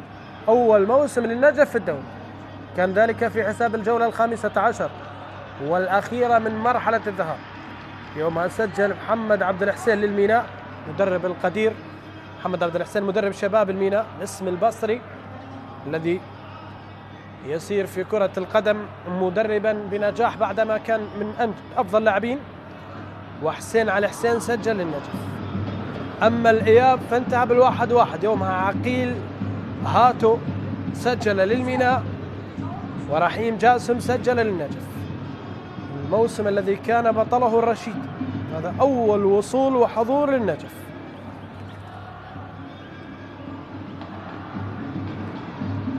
هنا لقطة الإعادة ما بين أحمد نعيم ورضا ماجد.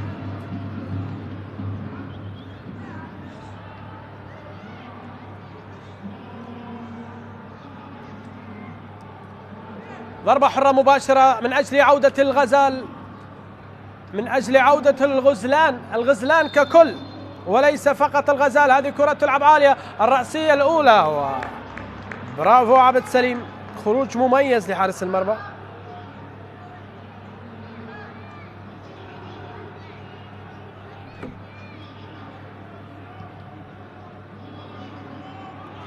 هنا كرة ومحاولة ورأسية جميلة جدا. إيفني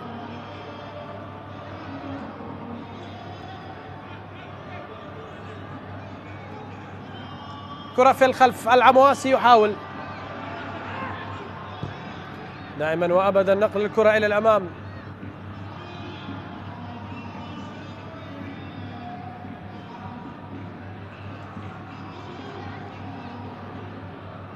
ممتازة إبراهيم هارون يحاول ويسقط ومخالفة. ضربة حرة مباشرة خطأ.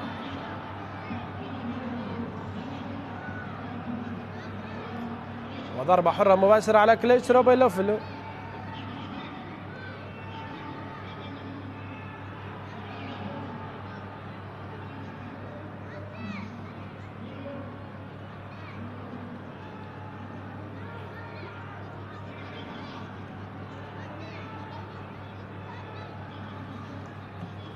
إذن أحمد نعيم على تنفيذ ضربة حرة مباشرة. الكرات الثابتة هل هي السبيل؟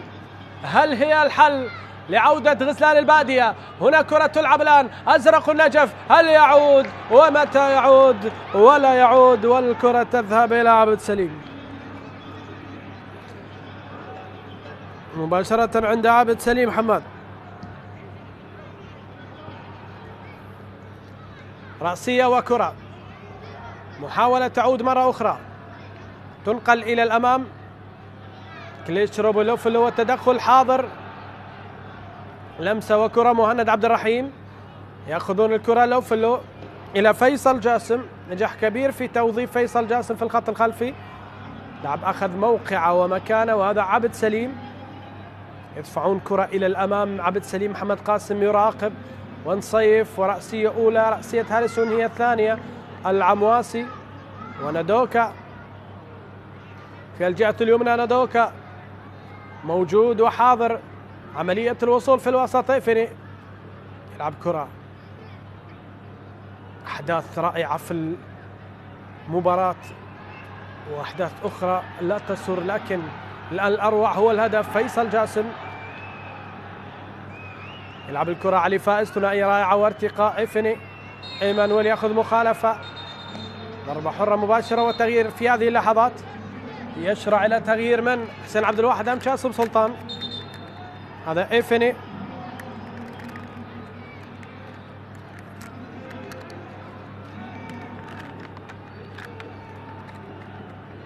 حسين عبد الواحد يعمل نشاط هجومي، يخرج رضا ماجي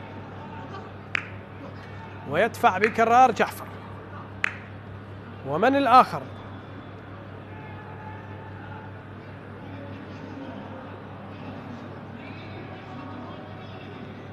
حسين سامية أيضا هو البديل الجديد. والد عدنان سامية، أو هذا 24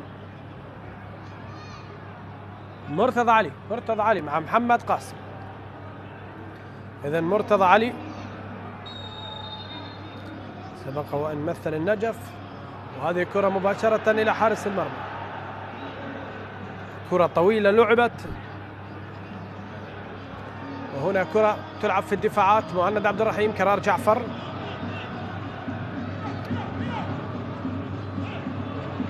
وكرة في الخلف. أحمد محمود،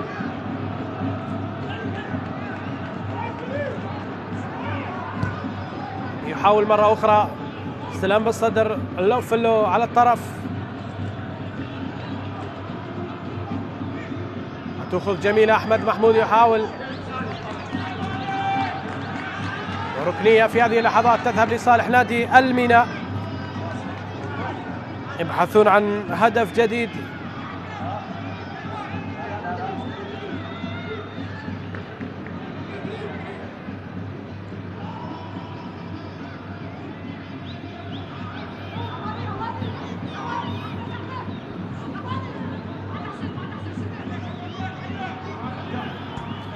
ركنية في هذه اللحظات على يسار العمواسي، تلعب سريعة. أحمد محمود فيما عباس ياس ينتظر، أين الكروس يا عباس ياس؟ عباس يلعب الكرة إلى أحمد محمود، من يجدها باليمين، تلعب إلى فيليف، يا قد يفعلها ويسجل في فريق السابق، ولكن الكرة إلى خارج أرضية الملعب. رضا فاضل تدخل،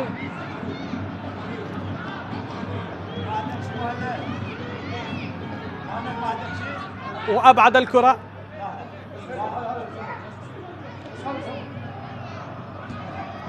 محاولة وكرة، ركنية جديدة وكرة جديدة. عباس ياس بالكرات السريعة، بيليف يا بيليف،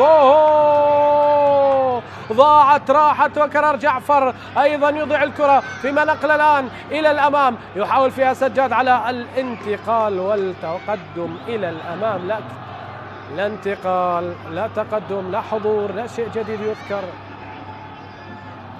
مهند عبد الرحيم يحاول، مهند العشرة استلم، لف ودار في موسم ثاني مع سفانة. مهند يواصل الحضور، هذه ما تخيب، لا والله وخاب، والكرة عالية، رأسية مهند، مخالفة، ضربة حرة مباشرة لحسين عباس.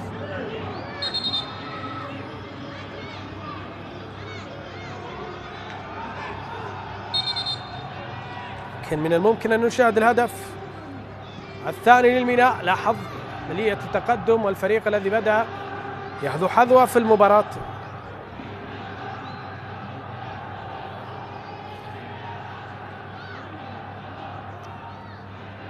العمواسي يقدم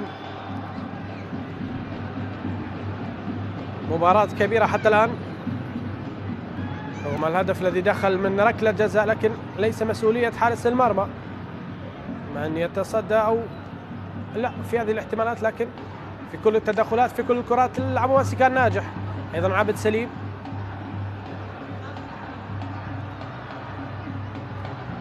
مرة أخرى كرة بهدف، قد تكون هذه الكرة بهدف، ومحاولة تلعب حسين عباس، نقلة إلى رضا فاضل، تحرك الآن سجاد علاء، سجاد يفضل العودة إلى الخلف. فريق بدنيا بدأ يخرج شيئا فشيئا من المباراة، أيضا ذهنيا عامل التركيز. أحمد نعيم لاعب بلاعب، هارونا يأخذ كرة من أحمد نعيم، وأحمد نعيم من أمام كرار جعفر يمرر كرة سريعة الآن. هارونا، أحمد نعيم في إطار عملية تكنيك، هارونا وعباس ياس، يحاول مرتضى علي، إيفني، وما إذا كان هنالك بادرة للعودة فأعتقد من كرة ثابتة جديدة، أما ركلة جزاء أو ضربة حرة مباشرة. هاريسون، محمد جاسم، ضغط على محمد جاسم من مهند عبد الرحيم، حسين عباس، نقلة ورضا فاضل، أوه يا رضا، يا رضا، وماذا هنالك وماذا جرى وماذا حصل؟ هنا فرصة محاولة يا رضا يا فاضل، ماذا ضيعت؟ بالخبرة فيصل جاسم نجح في إعاقة بدنية في مكان حقيقة حساس جدا. لاحظ كيف ركز على حركية رضا فاضل، فقط عمل مضايقة على رضا فاضل، ما في إعاقة. والكرة إلى الخارج، رضا يضيع هدف ثاني. كرات ضائعة فريق النجف في كرتين كلاهما من رضا فاضل. سجاد على اعتراض ومخالفة، ضربة حرة مباشرة. إيفني يرتكب مخالفة الآن.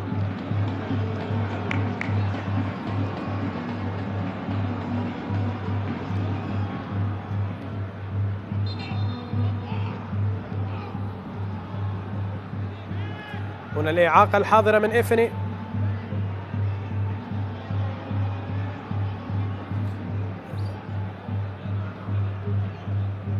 إيفاني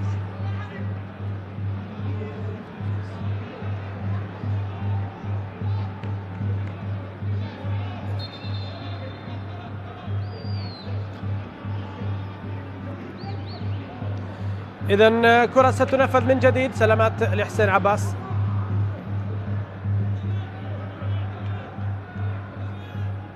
انتدابات، خروج، دخول وتغييرات في الإدارة الفنية. من التدخل ومخالفة، ضربة حرة مباشرة لصالح محمد جاسم. العمواسي يطلب منهم أن يتقدموا.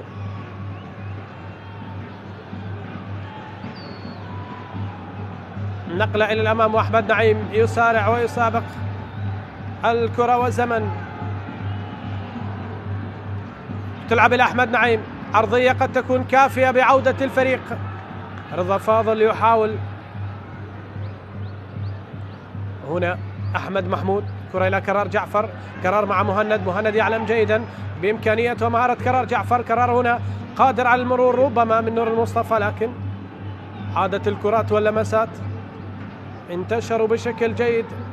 لاعبي الميناء، مرتضى علي، مهند عبد الرحيم يبحثون عن تواجد للاعب في الطرف يأخذ مكان كرار جعفر. عباس ياس، باس يعود إلى الخلف.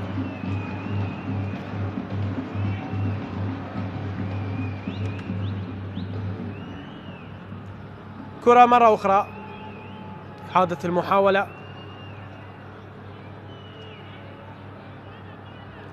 كوناتي في الأمام، مهند عبد الرحيم. بيليف جاي، كرة ترتطم ببيليف من الخلف. لف عليه محمد جاسم، يأخذ مخالفة محمد جاسم.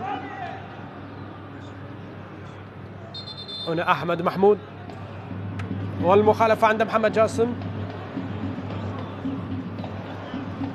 التدخل الأخير الذي كان ما بين بيليف وما بين محمد جاسم. إذن كرة تلعب مرة أخرى عند نادوكا هارونا. خاطئة قطعت من أمام هارونا. أعتقد أن السيد جاسم سلطان سيعجل بإخراج هارونا.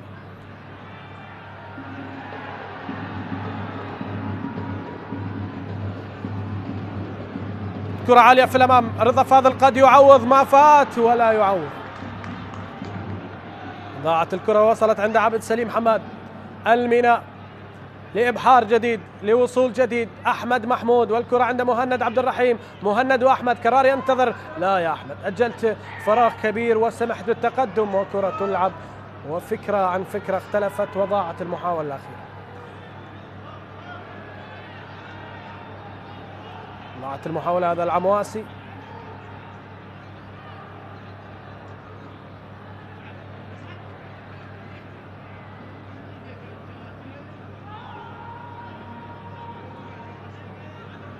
تعود الكرة مرة أخرى.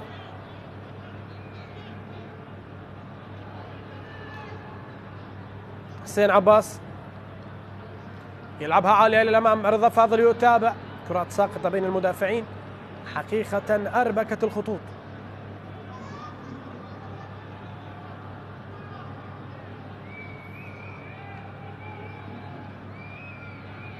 كرر جعفر، يفضل العودة إلى الخلف.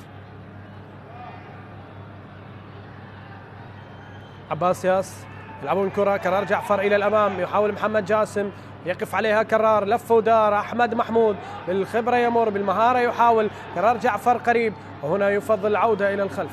كرات لو تكتمل حقيقة النتيجة ستتغير من الطرفين.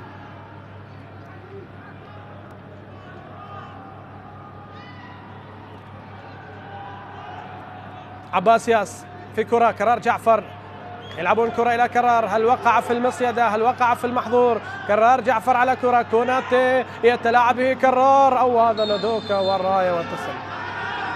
الراية والتسلل، هاريسون ندوكا النيجيري كان قد مر منه كرار جعفر. هنا محاولة،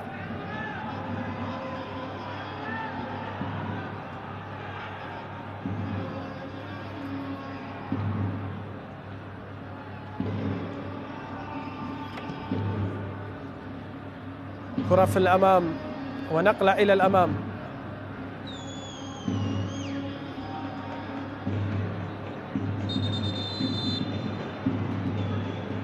تغيير في هذه اللحظات، محمد حسن عبد الزارع وأسامة عنبر، ثنائي. حسين عباس يغادر، ومن سيكون بديل؟ هذا كرار جعفر كان في مصيدة التسلل. علي فائز عطية يغادر وأسامة عنبر. إذن وأيضا علي رضا يشترك الآن، 3 دفعة واحدة.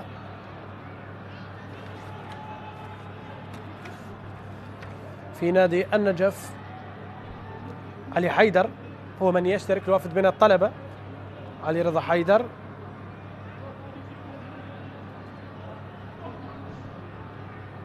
كرة تلعب إلى الأمام، الرأسية حاضرة، جرب أوراقه.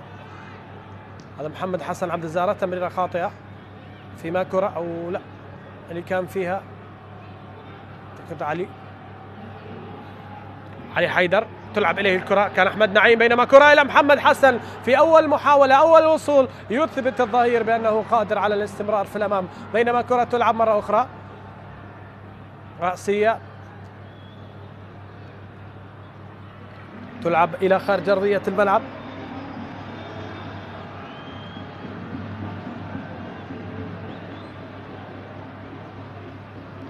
دخول أسامة عنبر اليمني في الوسط. إذن محمد حسن عبد الزهرة، علي حيدر يحاول فيها، يعودون مرة أخرى، تلعب إلى الأمام، رضا فاضل يهيئ، علي حيدر ينتظر، لكن بالحلول الفردية يحاول دائما وأبدا رضا فاضل. إفني، كرة محاولة، لف ودوران، فيما تدخل، نقلة وتصل مباشرة في الخلف عند العمواسي.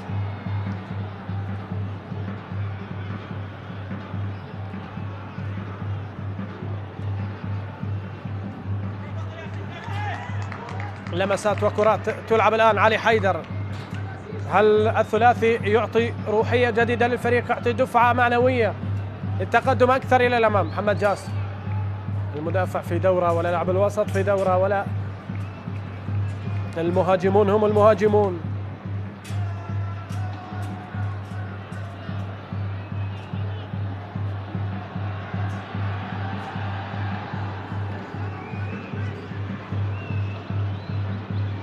تعود الكرة مرة أخرى، محمد جاسم، محمد حسن عبد الزهرة إلى علي حيدر، ثنائي على اليسار، يحاول تجربة المدرب السيد شاسم سلطان للوقوف عليه في قادم المباريات. علي حيدر بالمهارة يعطي كرة ممتازة في الوسط، فعل ما لم يفعلها أحد في شوط ونصف تقريبا،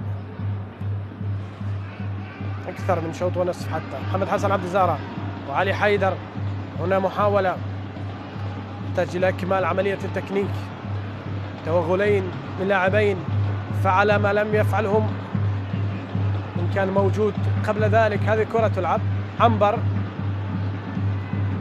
تلعب إلى محمد حسن عبد الزهرة، يلا ركز يا محمد، راحت الكرة، لاعب شاب وافد من الصناعات الكهربائية.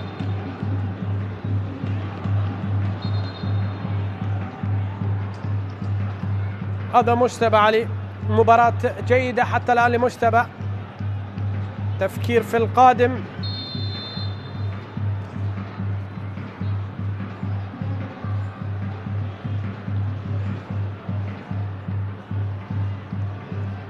محاولة وكرة تنقل مرة أخرى. عباس ياس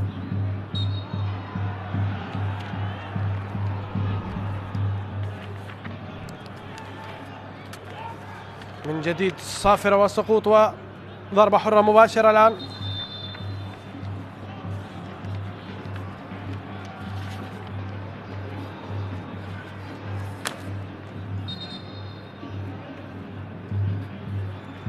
مهند عبد الرحيم يغادر في هذه اللحظات. إذن إشادة كبيرة، مباراة 61 مشاهدينا الكرام. إلى الآن الميناء في الطريق إلى الانتصار 17 مقابل 20 تعادل و24 انتصار النجف. تبقى كفة النجف هي الأعلى. ياسين عدنان سامية السوري يشترك الآن، صاحب هدف في مرمى القرمة في الجولة الماضية، يدفع بأوراق سيد حسين عبد الواحد.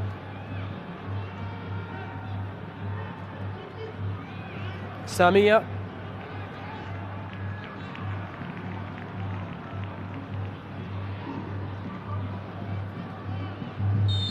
أيضا حيدر أحمد بديلا لأحمد محمود. دفع بمدافع لتأمين الجهة اليمنى بعد ما شعر بأن سيد جاسم سلطان سيتفوق في بعض الجزئيات في الخط الهجومي. لاحظ دفع بلاعب مساند لمجتبى علي، محمد حسن عبد الزهراء، مجتبى علي ومحمد حسن، ومخالفة ضربة حرة مباشرة الآن.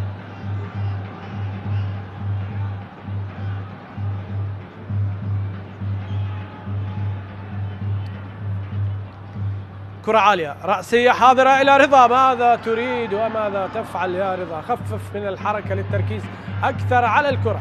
نور المصطفى غانم يلعب كرة إلى هارون إلى عبد سليم، عبد سليم في مكان سليم.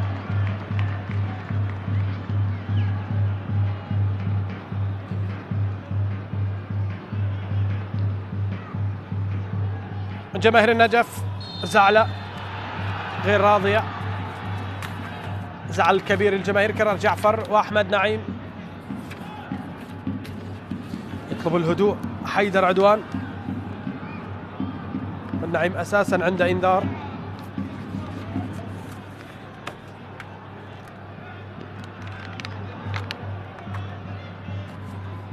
إذن سلامات لكرار جعفر.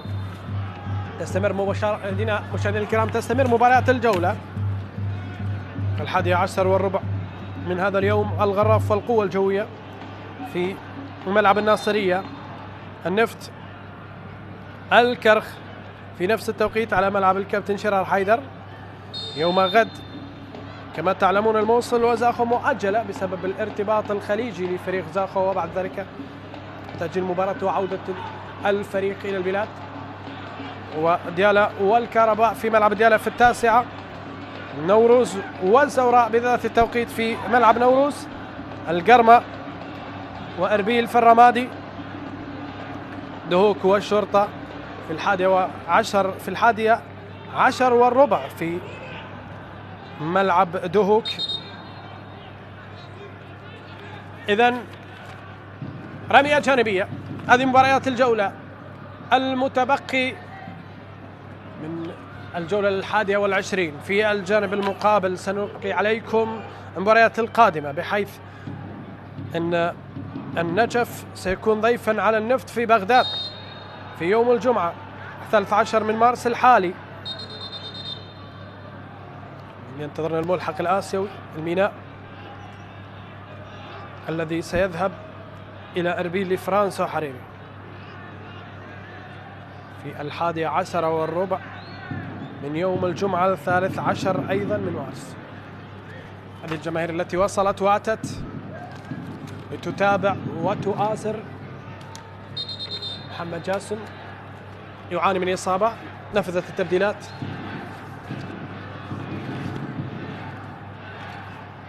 إذا الميناء يتقدم في الترتيب أيها الأحبة. إلى الآن بهذا الانتصار الفريق البصري يذهب إلى المركز 12. ينتظر النوروز الذي سيواجه الزوراء ومباراتي النفط المؤجلتين. لاحظ هنا علي حيدر والمهارة، استعراض لمهارة علي حيدر من مخرج المباراة.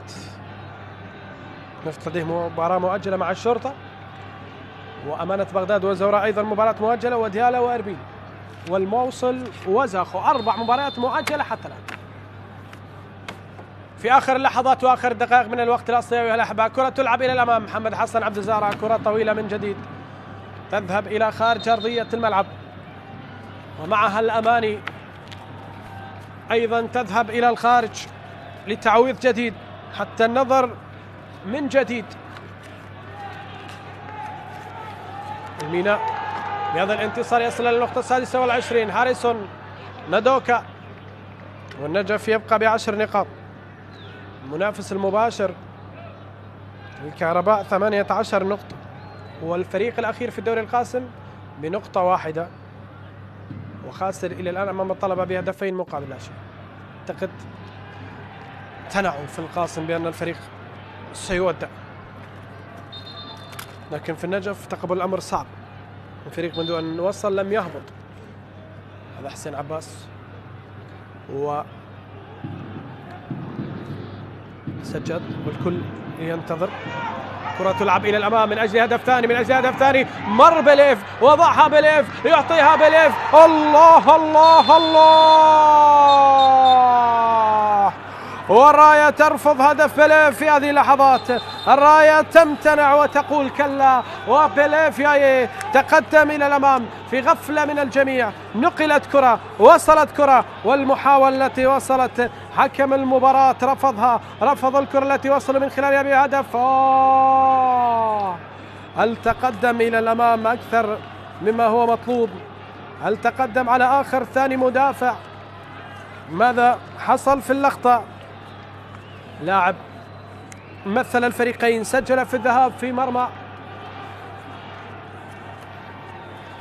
وسجل في مرمى أعتقد الميناء الموسم الماضي.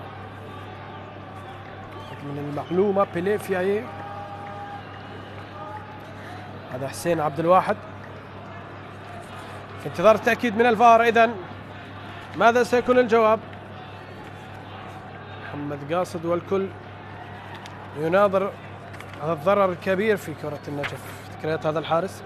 إذن بليف ياي الذي سجل الموسم الماضي في 3-2 هنا في هذا الملعب للنجف في مرمى الميناء، هل يؤكد هدفه؟ هل يعتمد هدفه في هذه اللحظات ليسجل في مرمى الفريقين مثل عمار حسين المدرب البصري القدير الذي سجل في الفريقين ولعب الفريقين؟ اسماء كثيرة نذكر هذه البصمة سيد عادل ناصر، اسماء التي ذكرناها. الكل ينتظر ويتمنى بعد هذا الغضب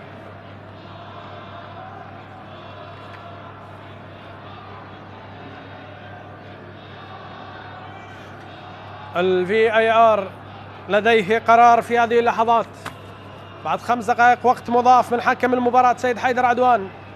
ماذا ستقول التقنية؟ هذه الكرة نقلت واعتقد تسلل اعتمد. كرة تلعب، عودة الكرة لوضع اللاعب،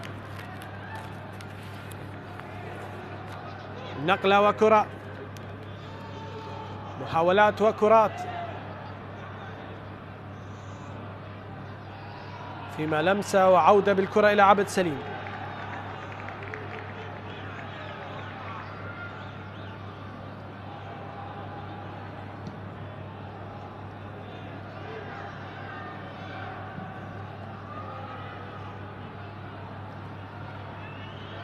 كرة تعود في الخلف، مرة أخرى التدخل، دفع الكرة إلى الأمام، لا زالت المحاولات، وهذا إبعاد يأتي لهذه الكرة.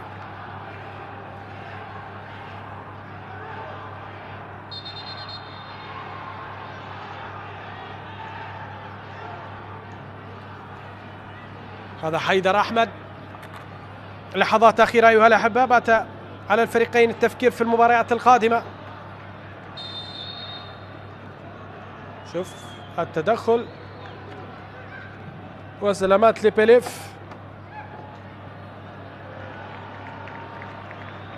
الميناء عليه أن يفكر في مباراة إربيل، والنجف عليه أن يفكر كما قلنا مباراة النفط يوم الجمعة القادم، الأسبوع تقريبا من الآن. انتهت المباراتين في ذات التوقيت. إذن بهذه النتيجة النجف في مكانه في المركز 18 ب10 نقاط بنفس الرصيد. الميناء في المركز 12 ب26 نقطة. نجاح كبير المدرب السيد حسين عبد الواحد، مستوى رائع. وهنا كرة تلعب حيدر أحمد على الطرف إلى بيليف، يحاول بيليف وحيدر يتقدم من أجل إرسال الكرة والنقلة، ولكن إيفاني تدخل في كرة. يلعب كرة سريعة علي حيدر بالمهارة، يأخذ مخالفة.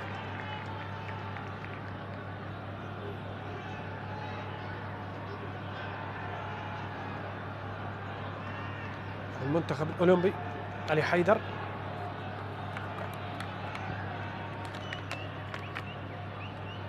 كان يحاول في مع كرة، وعباس ياس كابتن الفريق يحاول الإبعاد، رمية جانبية.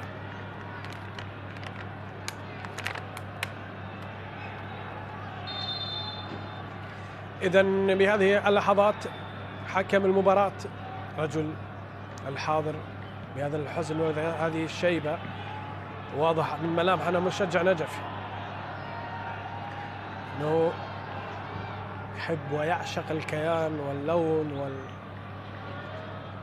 والاسم والمدينة، وأتى إلى هنا ليشاهد المباراة وسيعود الليلة خاسرا مع خسارة الفريق ومع الأوضاع التي ليست هي الأوضاع.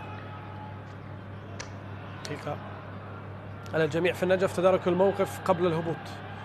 كرة عالية، هارونا لمسة واستلام بالصدر، ياسين عدنان سامية اللي يفعلها في آخر اللحظات كما فعلها في المباراة الماضية، لكن يؤجل ذلك، وضربة حرة مباشرة الآن. غضب من ياسين سامية وحديث بغضب.